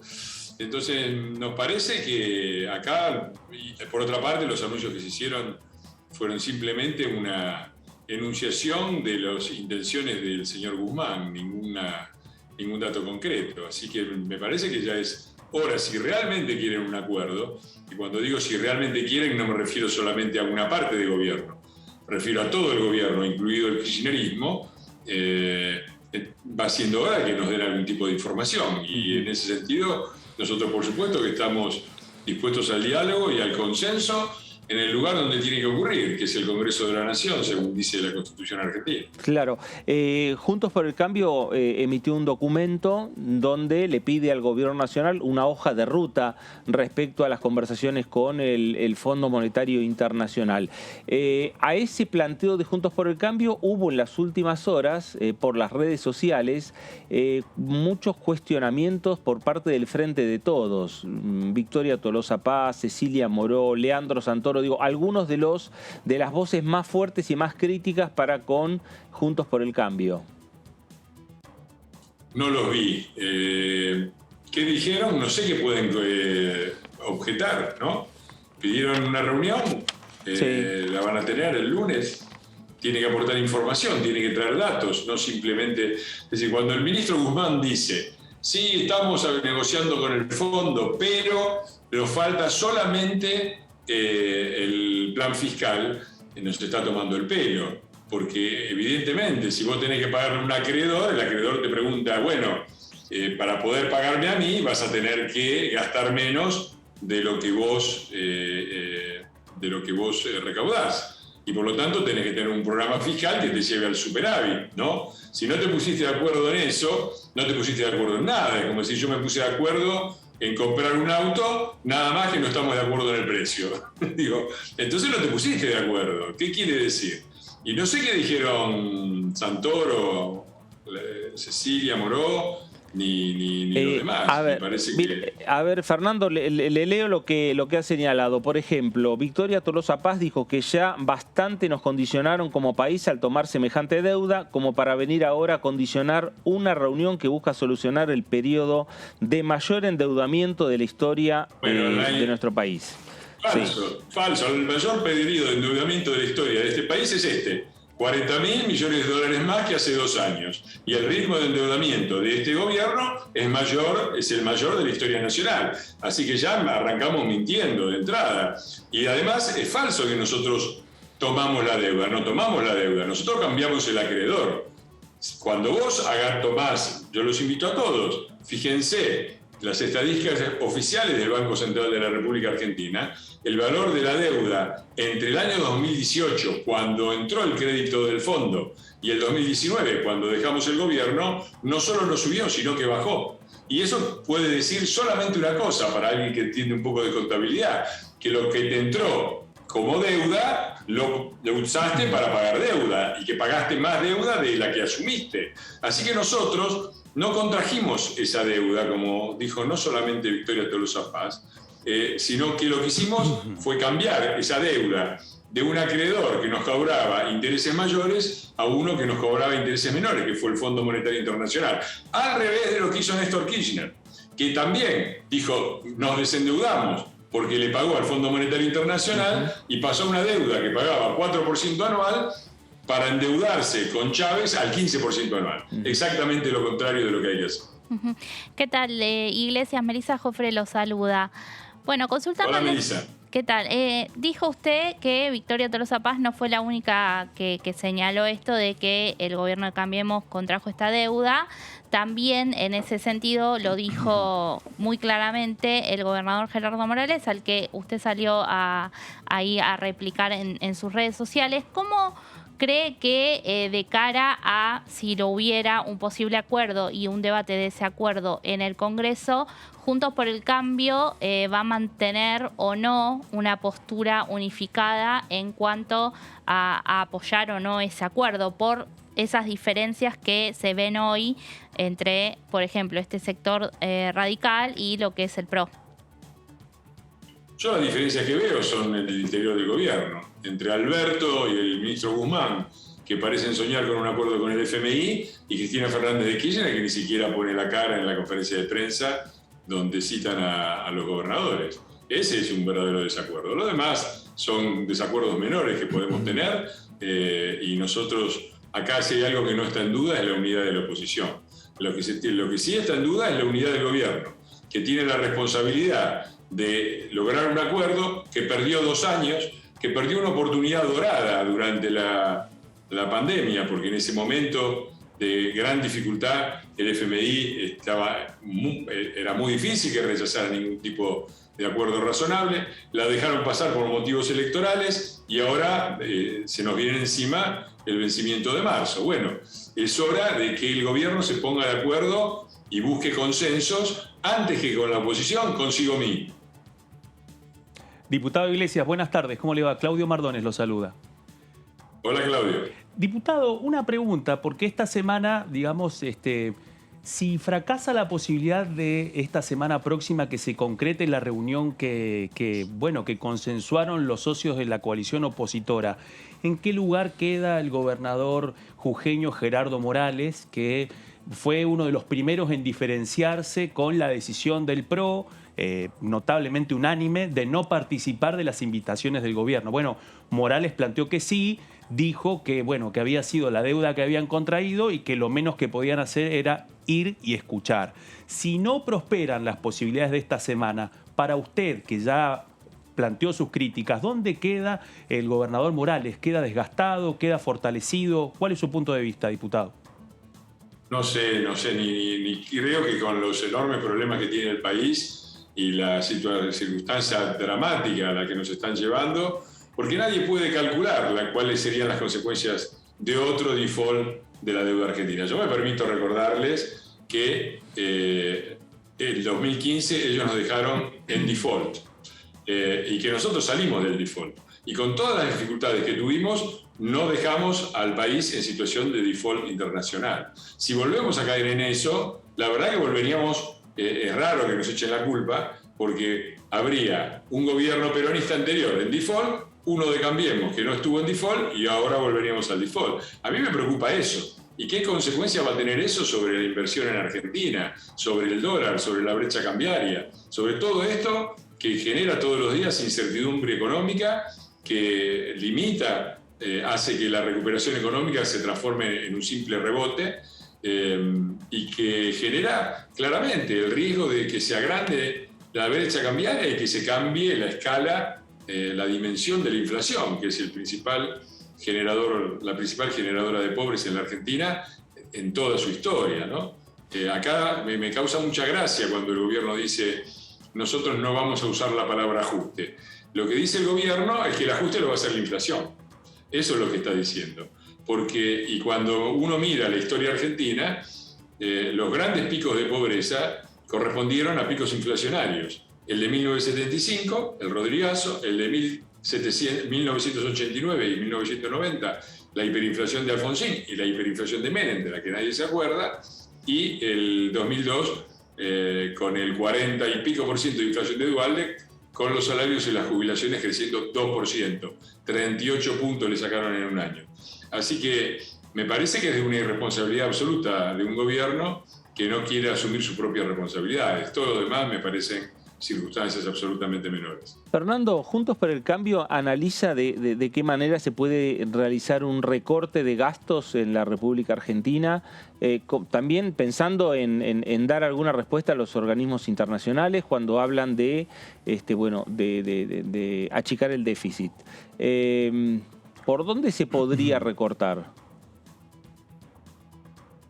Bueno, nosotros lo hicimos, digamos. Podemos discutir sobre si lo hicimos a la velocidad necesaria, a la luz con el diario del lunes. Yo diría que no, porque si tuvimos una corrida cambiaria no fue porque hubo un complot de mercados, como probablemente alegaría el peronismo, sino porque estaba claro que había un desequilibrio que los mercados no estaban dispuestos a financiar. Así todo, nosotros bajamos el gasto fiscal y bajamos a la vez la recaudación impositiva 1 punto por año, es decir, entre los dos puntos de reducción en el total por año. Y eso es fácil, es difícil, es dificultoso, pero se puede lograr. Primero hay que parar con el empleo público indiscriminado, por lo menos hay que detener esta tendencia creciente, y hay que hacer algunos recortes, como, en diputados está muy claro, ¿no? Hubo una reducción muy clara del gasto por diputado a cargo en los 4 años que la Cámara estuvo a cargo de Monzó. En la reducción del gasto político es un punto muy importante de la agenda, tiene un carácter ejemplificatorio, y también habría que ver, un punto central también, es el ahorro en el gasto público. Una cosa básica es la obra pública. Recordemos que el kilómetro de autopista, el kilómetro de ruta construida, las computadoras valían en nuestro gobierno pagaba entre 2015 y 2019, pagamos entre 30 y 40% menos por la obra pública, por los insumos públicos como las computadoras, pagamos 30 o 40% menos de lo que pagaba en 2015 el Frente para la Victoria, ¿no? El Frente de Todos. Y eso es claramente porque con nosotros se acabaron las roscas, la farmacéutica, la de la construcción y la corrupción. Entonces ahí hay otro lindo punto para disminuir. No la obra pública, sino el gasto en obra pública, que se reduce reduciendo la corrupción. El gobierno creo que tiene mucho que hacer en esto. Diputado, le quiero consultar, por un tema de hoy, que el PRO también sacó un comunicado sobre esta situación. ¿Cómo ve que Argentina haya asumido la presidencia pro tempore de la CELAC? Y nos parece absurdo, ¿no? Absurdo tener aquí a los cancilleres y representantes de gobiernos de dictaduras, digámoslo claramente, de dictaduras como la de Venezuela, la de Nicaragua, la de Cuba. Y nos parece horrible que en función de un cargo, de un organismo que no tiene hoy por hoy ninguna entidad, la Argentina se preste a esto. El gobierno, por otra parte, sigue diciendo que quiere un acuerdo con el FMI.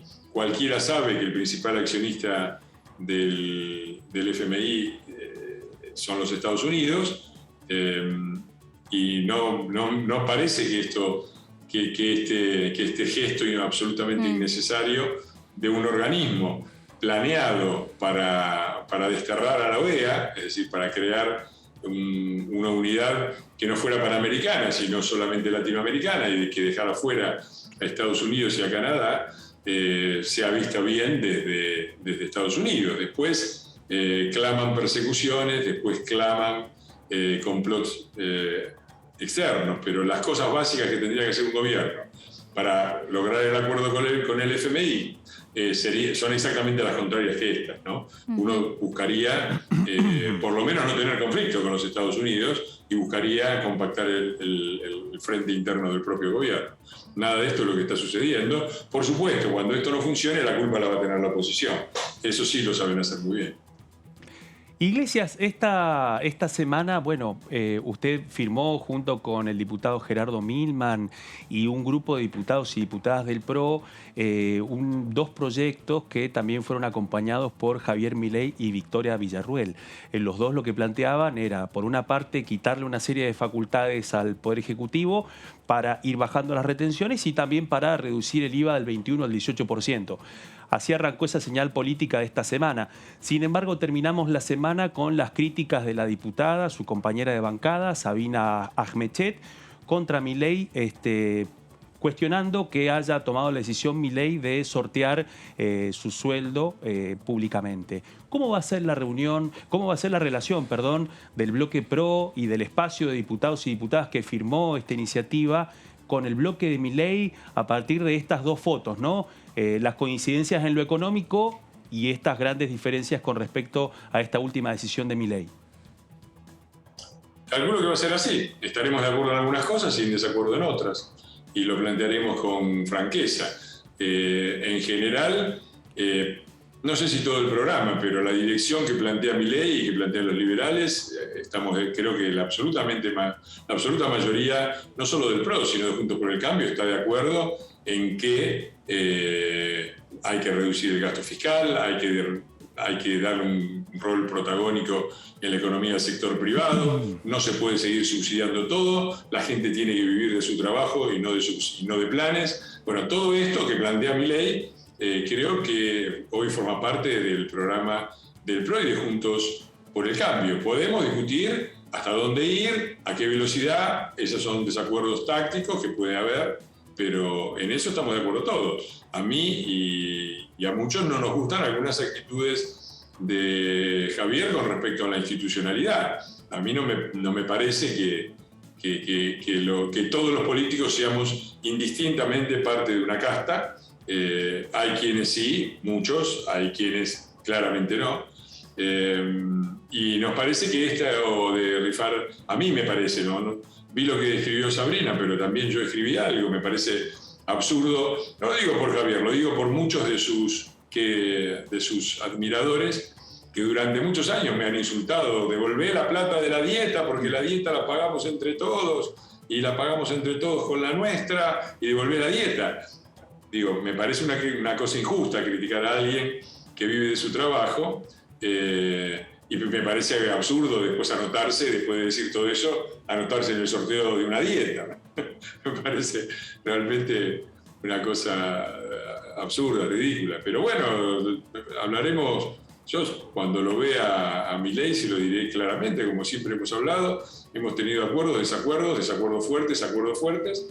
Y nada, cuando estaremos de acuerdo trabajaremos juntos, cuando no estemos de acuerdo no. Diputado, sin embargo, bueno, en esta coincidencia que fue el primer proyecto que firman juntos, bueno, el titular de la coalición cívica, Maximiliano Ferraro, y el titular del bloque de la coalición cívica, Juan Manuel López, le salieron al cruce, sin mencionarlos, sin nombrarlos, pero plantearon de que había un sector de Juntos por el Cambio que estaba haciendo demagogia a la inversa y que estaban haciendo populismo. ¿Cuál es su punto de vista? ¿Cómo leyó esas expresiones, diputado?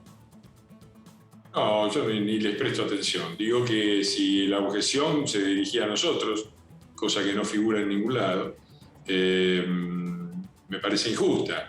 Un proyecto de ley no es ni siquiera una ley, no es un programa de gobierno. Está claro eso, ¿no? No es que en un proyecto de ley vos decís voy a reducir 3 puntos los ingresos por el IVA y por lo tanto estoy obligado a poner en el mismo proyecto de ley todas las medidas compensatorias y complementarias que habría que tomar. Eso es absurdo. Eso no es un proyecto de ley, es un programa de gobierno y eso es responsabilidad del gobierno, que no tiene ninguno, entre otras cosas. Lo que sí es un proyecto de ley, ni siquiera es una ley, es un proyecto que primero va a la comisión. Si pasa a la comisión y se aprueba, recién va a recinto, y en el trayecto tiene muchísimas oportunidades de modificarse, de cambiarse, de que se presenten proyectos complementarios. El valor que tiene es simplemente establecer, por ahora, después veremos si avanza, por ahora el valor que tiene es establecer claramente una política que nosotros dijimos en las elecciones que íbamos a defender y que vamos a seguir defendiendo. No vamos a votar aumentos de impuestos ni creación de nuevos impuestos y vamos a hacer todo lo posible para que los impuestos bajen. Lo hicimos cuando fuimos gobierno, incluyendo que se quitó el IVA a los alimentos sobre la parte final de nuestro gobierno. Esa es otra linda propuesta que debería tomar este gobierno, que parece estar muy preocupado por la inflación y cómo golpear a los más pobres. Bueno, que le quiten el IVA a los alimentos, como estaban durante el gobierno de los CIOs chetos de la capital federal, y quizá la gente pueda ir al supermercado y pagar un poco menos por la leche de los pibes. Fernando, hablando del tema de impuestos, ¿qué es lo que pasó cuando se discutió bienes personales, la ausencia de diputados, un diputado que viajó a Alemania, una diputada que se fue a Disney, estos cortocircuitos dentro de Juntos por el Cambio, puertas hacia adentro, ¿cómo se siguieron las discusiones? No, bueno, ya en su momento cada uno deberá presentar sus aclaraciones ante cada partido. Es un episodio que creo que está superado, yo no voy a justificar, a mí me parece que fue un tremendo error y espero que tomemos nota de eso, de la repercusión justificada en la indignación de muchos de nuestros votantes y que esto no vuelva a suceder. Me parece que en ese sentido la cosa está muy clara. Se lanzó muy temprano la interna dentro de Juntos por el Cambio. A ver, el radicalismo con Morales picando casi en punta pensando en el 2023. Horacio Rodríguez Larreta que hace cada jugada la mide mucho más que antes. Patricia Bullrich que sigue recorriendo la República Argentina. Porque hay un estado de ebullición interna permanente dentro de Juntos por el Cambio. Yo no lo veo así. Para empezar, Patricia Bullrich recorre toda la Argentina porque es la presidenta del PRO. Durante muchísimo tiempo se nos acusó y vilipendió por ser un partido vecinal de la ciudad de Buenos Aires, por lo menos eso decían antes de que llegáramos a la presidencia de la Nación. Por lo tanto, es natural que la titular del partido recorra todas las provincias tratando de preparar nuestra fuerza para tener una dimensión cada vez más fuerte a escala nacional. Y con respecto a lo demás, me parece que es natural.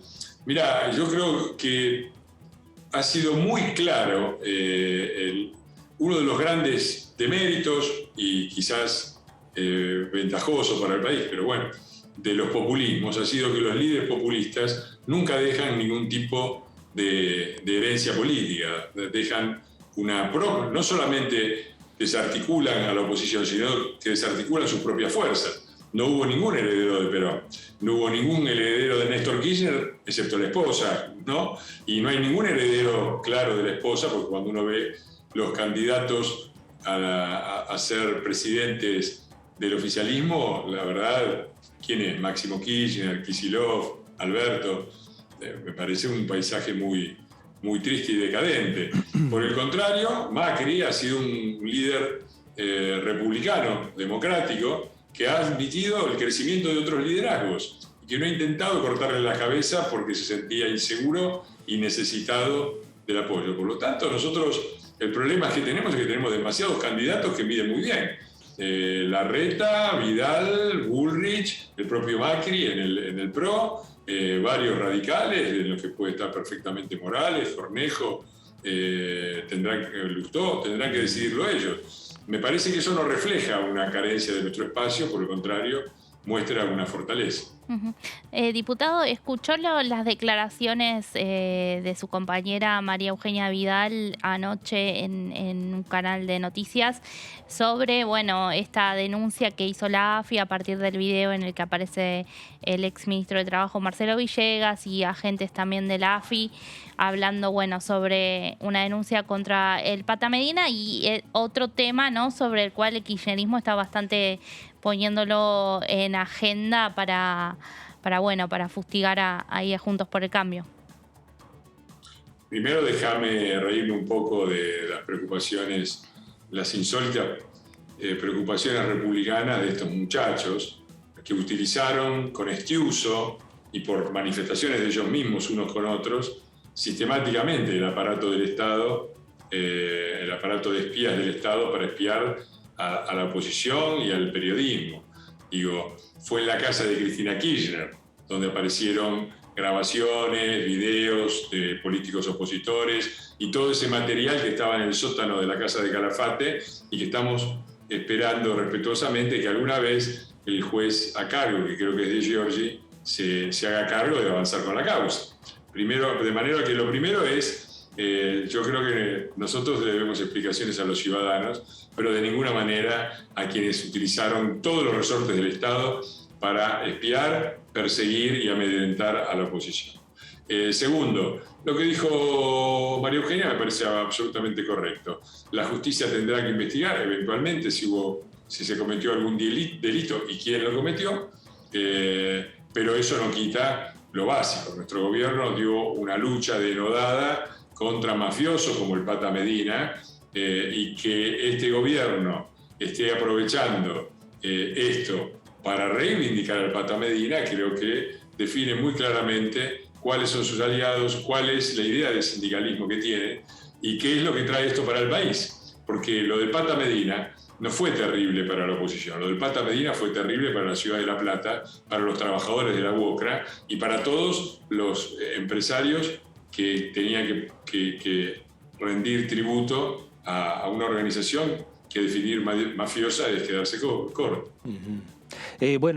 Sobre este tema, Rodolfo Tailade, el diputado que integra la Comisión Bicameral de Seguimiento de los Organismos de Inteligencia, adelantó que la bicameral va a investigar la situación, las reuniones y estas filmaciones, donde participó Villegas, y donde va a citar a los empresarios. Ya próximamente, la próxima semana, va a haber citaciones a empresarios y además piensa citar a hombres y mujeres de la política. No se descarta que él la cite a la propia María Eugenia Vidal. Bueno, el servicial diputado Tailade cumple la función para la cual la pusieron ahí.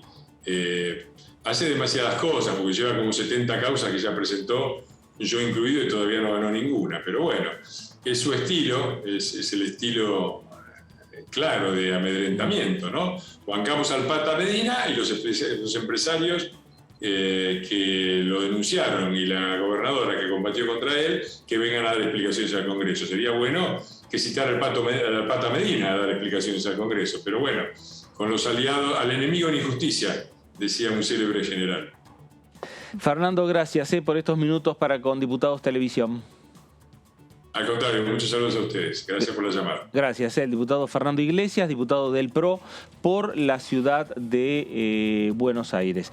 Bueno, a ver, vamos a dar una información que tiene que ver con la situación del COVID en la República Argentina, porque quien dio positivo de COVID es Malena Galmarini. Ahí está, un tuit de Sergio Massa que dice: como contacto estrecho debo aislarme, mi prueba ha sido negativa, pero procedo siguiendo las instrucciones de nuestras autoridades sanitarias. Sin síntoma alguno y en perfecto estado, sigan cuidándose. Esto ha tuiteado Sergio Massa, el presidente de la Cámara de Diputados, y abajo está el tuit de Malena Galmarini, que está confirmando que está transitando el COVID positivo y que por lo tanto Sergio Massa está aislado. Bueno, es una situación también que se ha dado ahora en estas últimas horas y que seguramente también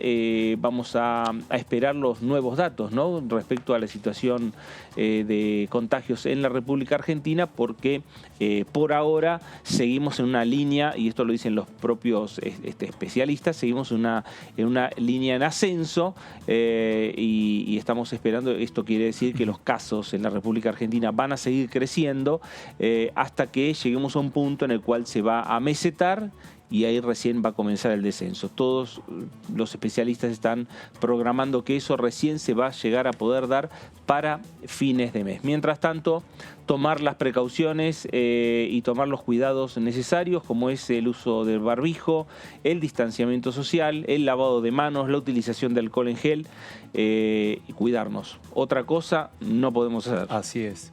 Sí. Y en un momento en donde, digamos, lo que se espera... Bueno, en primer lugar, esta última noticia que nos estás contando aumenta, digamos, más interrogantes sobre cuál va a ser la agenda parlamentaria de la semana que viene y si hay marco o espacio para que se concrete lo que sería la reunión que había hablado Juntos por el Cambio el lunes. Eso en primer lugar. Si antes ya habían dudas sobre eso, a partir de lo que tenía que ver con los cruces de oficialismo y oposición, y teniendo en cuenta que en este momento hay varias autoridades parlamentarias que están en la costa, además, que esa es otra señal también que había multiplicado las dudas, este dato sanitario que cuenta el titular de la Cámara Baja en su cuenta de Twitter también aumenta las dudas sobre eso, ¿no? Claro, exactamente. ¿Hay datos? Sí, no, Massa es una persona más de las miles que en este momento en el país están bueno, en este caso Malena Galmarini, o teniendo COVID positivo o siendo contacto estrecho. Y como decía Fer, la curva es ascendente y sigue superando récord. Se conoció la cifra en el día de hoy, hubo 110.533 contagios y 42 muertes. Es la cifra más alta desde el comienzo de la pandemia, con esta variante Omicron, que se sabe que es muy contagiosa, que es muy rápido como contagia. Si bien los síntomas son distintos e incluso en algunos casos son más leves, y eso también se ve en lo que tiene que ver con la ocupación de camas de terapia intensiva, y sobre todo por el impacto que tienen las vacunas, pero la realidad es que es muy alta la positividad que se está dando, y sobre todo también, como mencionaba Claudio, que hay algunos dirigentes vacacionando en la costa, los centros balnearios tienen una positividad muy alta. Bueno, claro, exactamente. Bueno, son los momentos que estamos transitando en el medio de la pandemia. Parecía que la pandemia ya se había terminado, que las aperturas y los grandes eventos y los eventos masivos era la situación esperada y que ya había llegado para instalarse en el mundo entero y mucho más en la República Argentina, que estábamos entrando en la época de verano, pero la pandemia no se fue. ¿no? Y lo que también tenemos para decir son algunos datos respecto a algunos proyectos o iniciativas que Meli, vos nos vas a estar contando. Sí, Fer, como adelantábamos hace un rato, este proyecto que viene por parte del Poder Ejecutivo, el año pasado ya se trabajó en la situación de los monotributistas en 2 oportunidades, con 2 diferentes proyectos de ley, y lo que hace esta nueva iniciativa que fue anunciada unos meses atrás, pero finalmente se presentó en diciembre, tiene que ver con la mayor inclusión por parte de aquellas personas que están hoy en la informalidad hacia un sistema formal o un régimen de monotributo, ¿no? Sí. Con, bueno, ciertos beneficios impositivos para justamente crear una especie de puente, ¿no? en esa transición. Claro. Así se llama. Bueno, como decíamos, fue enviado por el gobierno este proyecto y consta de 3 partes. La primera tiene que ver con la creación de, como te decía, un puente de inclusión al régimen simplificado para pequeños contribuyentes para las personas que inician una actividad económica o hoy por hoy la hacen en la informalidad, ¿no? Se trata de un esquema de transición por 4 años con el otorgamiento de significativos beneficios fiscales, los que irán disminuyendo gradualmente hasta su completa integración. Y a partir del 5º año, los contribuyentes pasarán al régimen general. ¿Quiénes se podrán adherir? Bueno, aquellas personas que se encuentren en la informalidad, quienes inicien actividad, quienes también se hayan inscrito durante la pandemia, ¿sí? Quienes hayan ingresado al régimen de monotributo en las categorías más bajas, en las categorías A, B y C, a partir del 20 de marzo de 2020. Estas categorías son las que anualmente facturan hoy por hoy entre 466.000 y 970.000 pesos. Bueno, también se podrán adherir los monotributistas sociales y promovidos hasta la categoría C y quienes estén inscritos en la FIP pero no registren actividad económica en los últimos 5 años. Es bastante amplio el universo de personas que busca alcanzar. Y a partir, ¿no?, como decimos, de esta transición de 4 años, gradualmente, progresivamente van a ir, bueno, pagando los distintos componentes, pero en el principio van a estar exentos, ¿no? Claro. Sobre todo lo que tiene que ver con el componente impositivo. Después, por otra parte, lo que hace... también acá tenemos parte de esto que estoy mencionando, la modificación del régimen general del monotributo, otorgando beneficios a los trabajadores y trabajadoras de las categorías más bajas que estarán exentas del componente impositivo. La obra social será optativa y solo deberán realizar el aporte previsional. Claro, porque el monotributo tiene un componente que sería el impuesto. Exactamente. Tiene una parte que viene a ser que es obra social. Y después el aporte jubilatorio, sí, ¿no? 3 componentes. El tema previsional. Bueno, el impositivo exentos por un determinado plazo, ¿no? Y la obra social también es importante que sea optativa, ¿no? Claro. Eso es todo un dato. Después tenemos la tercera parte de este proyecto que tiene que ver con la creación del monotributo productivo, que será 100% gratuito para los trabajadores de la economía popular. Y el mismo, o sea, este monotributo productivo va a surgir a partir de un convenio entre la FIP y el Ministerio de Desarrollo Social.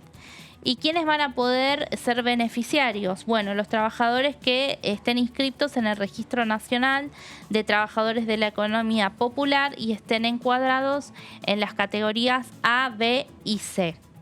Este monotributo va a ser gratuito y no van a abonar ninguno de sus componentes. Es importante esto también, ¿no? Claro. Para aquellos trabajadores de la economía popular hay más beneficios. Después, otros beneficios que se prevén también en el proyecto es que el componente previsional estará exento en las categorías A, B y C el primer y segundo año. Y en esta justamente escala gradual será recién en el tercero y el cuarto que abonarán el 50% del componente previsional las categorías más bajas. Claro. Y después para las categorías D y superiores estarán exentos el primer año, el segundo abonará el 25%, el 50% el tercer año y el 75% el cuarto año. De manera de que esta reforma en el monotributo lo que hace es estimar un cambio desde que se sanciona esta ley hasta 5 años posteriores, ¿no? Y en ese momento, en esos 5 años, gradualmente ir beneficiando con justamente distintas exenciones que se hacen de distintos componentes para ya sea las categorías más bajas o trabajadores de economía popular. Claro, y de esa manera hacer la transición, la salida de lo que sería la informalidad a la formalidad laboral. Me parece que es un tema también sumamente interesante e importante el que está en carpeta para discusión en el Congreso de la Nación. Claudio, vos nos adelantaste proyecto de ley que tiende a darle una pensión a las familias de las víctimas del 2001. Así es, exactamente. Es una iniciativa que ha sido presentada en los últimos días de diciembre, que como habíamos anticipado es presentada por 5 diputados del Frente de Todos, encabezados por Leonardo Grosso y por Juan Carlos Alderete. La iniciativa lo que plantea es la reparación integral de los episodios del 19 y 20 de diciembre de 2001, la última vez desde la recuperación democrática que rigió el estado de sitio. El proyecto considera que lo que busca esto es requiere una reparación integral a todas las familias afectadas de las víctimas, porque específicamente es muy importante reparar económicamente parte del daño provocado por la responsabilidad de los actos ilícitos del Estado Nacional. ¿En qué consiste este beneficio? Bueno, plantea inicialmente un fundamento jurídico, que es el principio de continuidad jurídica del Estado y la responsabilidad emergente de la clandestinización del Estado democrático bajo la lógica de las épocas de facto. Con esta definición lo que busca plantear es que la aplicación del estado de sitio durante el gobierno de Fernando de la Rúa lo que hizo fue emular prácticas que llevaron a clandestinizar a las fuerzas de seguridad, a los aparatos represivos del Estado y derivaron en 39 muertes en todo el país. Hay que aclarar que la iniciativa lo que plantea son 38 contabilizados en todo el país en un anexo que forma parte de la iniciativa. Si este proyecto prospera, esa lista de 38 víctimas es el habilitante para que sus familiares puedan avanzar en los trámites. Ahora lo que queremos contar es cuáles son las características y cómo serían las características de esta pensión en el caso de que prosperara este proyecto en la Cámara Baja. Lo primero, establece una pensión mensual y de carácter no contributivo. Consiste en el pago de una prestación mensual equivalente al valor de 2 saberes mínimos jubilatorios. Acá hay una serie de requisitos específicos que van a tener que cubrir los solicitantes. Entre ellos, primero, acreditar el tipo del vínculo. Solamente podrán presentarse quienes sean hijo o hija de la persona fallecida. También haber sido cónyuge o conviviente, pero para este caso específico, el conviviente tiene que verificar que no sea un periodo inferior a los 2 años inmediatamente anteriores al fallecimiento. Otra de las categorías puede ser padre o madre de la persona fallecida. También ser hermanos o hermanas, menores de edad o incapacitados que también que no desempeñen ninguna actividad lucrativa. En ese caso, si no tienen ningún trabajo, ni cumplen ninguna función lucrativa o están en una situación de discapacidad, solamente en esos casos pueden presentarse para calificar a esta pensión no contributiva en el caso de que proyectara la iniciativa. Otro punto también que es puntualizado en la iniciativa es que el goce de la pensión es compatible con el desempeño de cualquier actividad en relación de dependencia o por cuenta propia. otra parte, los titulares de esta pensión y su grupo familiar tienen derecho a las prestaciones que otorga el PAMI. Este es un tema importante porque en el universo acotado de los familiares de las 38 víctimas que enumera el proyecto, muchos de ellos y ellas ya son personas mayores que superan la edad jubilatoria. Y a partir de eso, la propuesta precisamente plantea de que puedan recibir la atención del PAMI. Y por otra parte, en el caso específico del pago de la pensión no contributiva, que es equivalente a dos jubilaciones mínimas, lo que plantea la iniciativa también es que va a ser el Estado el que se va a hacer cargo a través de la Secretaría de Derechos Humanos, que va a hacer los aportes para poder garantizar el pago de esas pensiones y evitar de que sean financiados con los fondos que tiene el PAMI.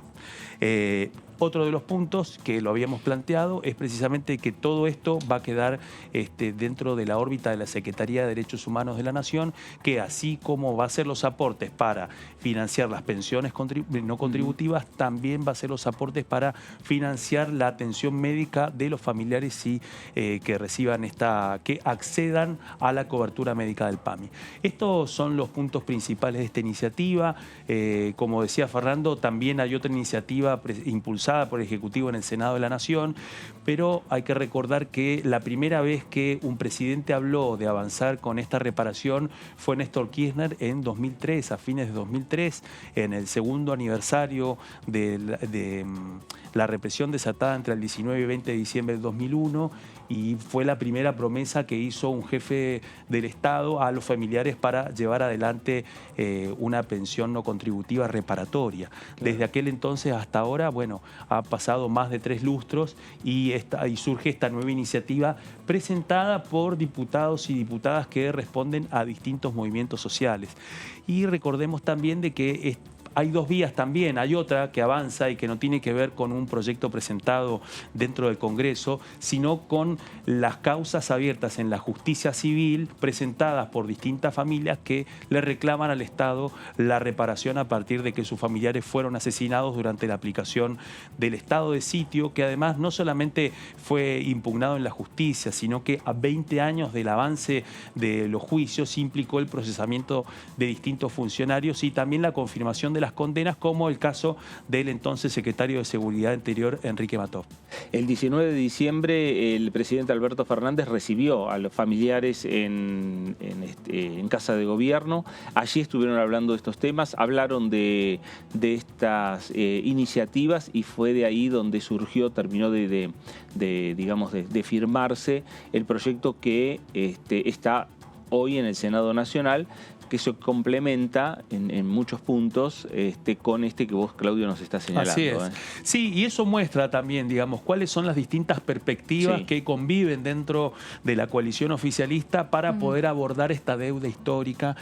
No solamente la deuda histórica, sino también la interpretación política de lo sucedido en esos momentos, ¿no? Recordemos que fue la previa de una sucesión de 5 presidentes en un verano, luego de la renuncia de Fernando de la Rúa, que se va en helicóptero de la Casa Rosada, luego de haber aplicado el estado de sitio y haber declarado el estado de conmoción interna del Estado, y lo que implicó la vía libre, no solamente para las fuerzas de seguridad federales en todo el país y de la Policía Federal en la Ciudad de Buenos Aires, que por entonces tenía el control total de la capital, sino también que la declaración del estado de sitio le dio vía libre también a las policías provinciales, que aportaron en muchos casos los momentos más espantosos de la represión de ese momento, y junto con las víctimas de la Policía Federal, especialmente en el caso de la Policía de Córdoba y en el caso de la Policía de Santa Fe, son las que encabezan el ranking de víctimas de esos 2 días. Bueno, y este es uno de los proyectos que en definitiva está también en el Congreso de la Nación, sumando, Omelia, a otras iniciativas que decimos. La idea es, durante un periodo de sesiones extraordinarias, tratar varios proyectos que están relacionados principalmente con lo económico, con la producción en la República Argentina. Por ahí pasa la agenda, donde hay que sumarle también el Consejo de la Magistratura. Sí, eso te iba a mencionar. Ese tema judicial que, ingresó por el Senado y ya hay cierta queja también del ala dura del Frente de Todos, lo que tiene que ver con el kirchnerismo, en cuanto a este pedido de la Corte, decir, bueno, les damos 120 días para que sancionen una ley. No cayó muy bien, pero bueno, se presume que igualmente va a tener que debatirlo el Congreso, porque además el proyecto lo mandó el Poder Ejecutivo anticipándose unos días previos al fallo, ¿no? Exactamente. Pues sabían que iba a salir el fallo. Sí. Es un tema judicial en el cual también hay proyectos de la oposición para reformar el Consejo de la Magistratura y en los cuales sabemos que siempre generan también rispideces y bastantes diferencias, pero si se trabajara se podría llegar, capaz no está tan lejos, ¿no? Una posición, sobre todo lo que tiene que ver con la integración y demás, pero hay que ver el contexto también, cómo se da. Lo que sí coinciden oficialismo y oposición, más allá de las diferencias que pueden tener, oficialismo y oposición coinciden en que la Corte, el presidente de la Corte no puede encabezar el Consejo de la Magistratura. Tal cual, ¿no? Exactamente. Ese es el primer punto de coincidencia. Primer punto de coincidencia, sí, totalmente. Importante. Bueno, y veremos después que si no es poco. En los próximos días hay coincidencias entre oficialismo y oposición en otros temas. Y veremos también si hay reuniones entre Guzmán con Juntos por el Cambio. Pero eso será ya hablando del futuro. Meli, gracias. Gracias, hasta la próxima. Claudio, gracias. Un placer, gracias a ustedes. Con usted también, gracias por acompañarnos. Esto fue la segunda edición por aquí, por Diputados Televisión. Nos reencontramos. Hasta entonces, gracias.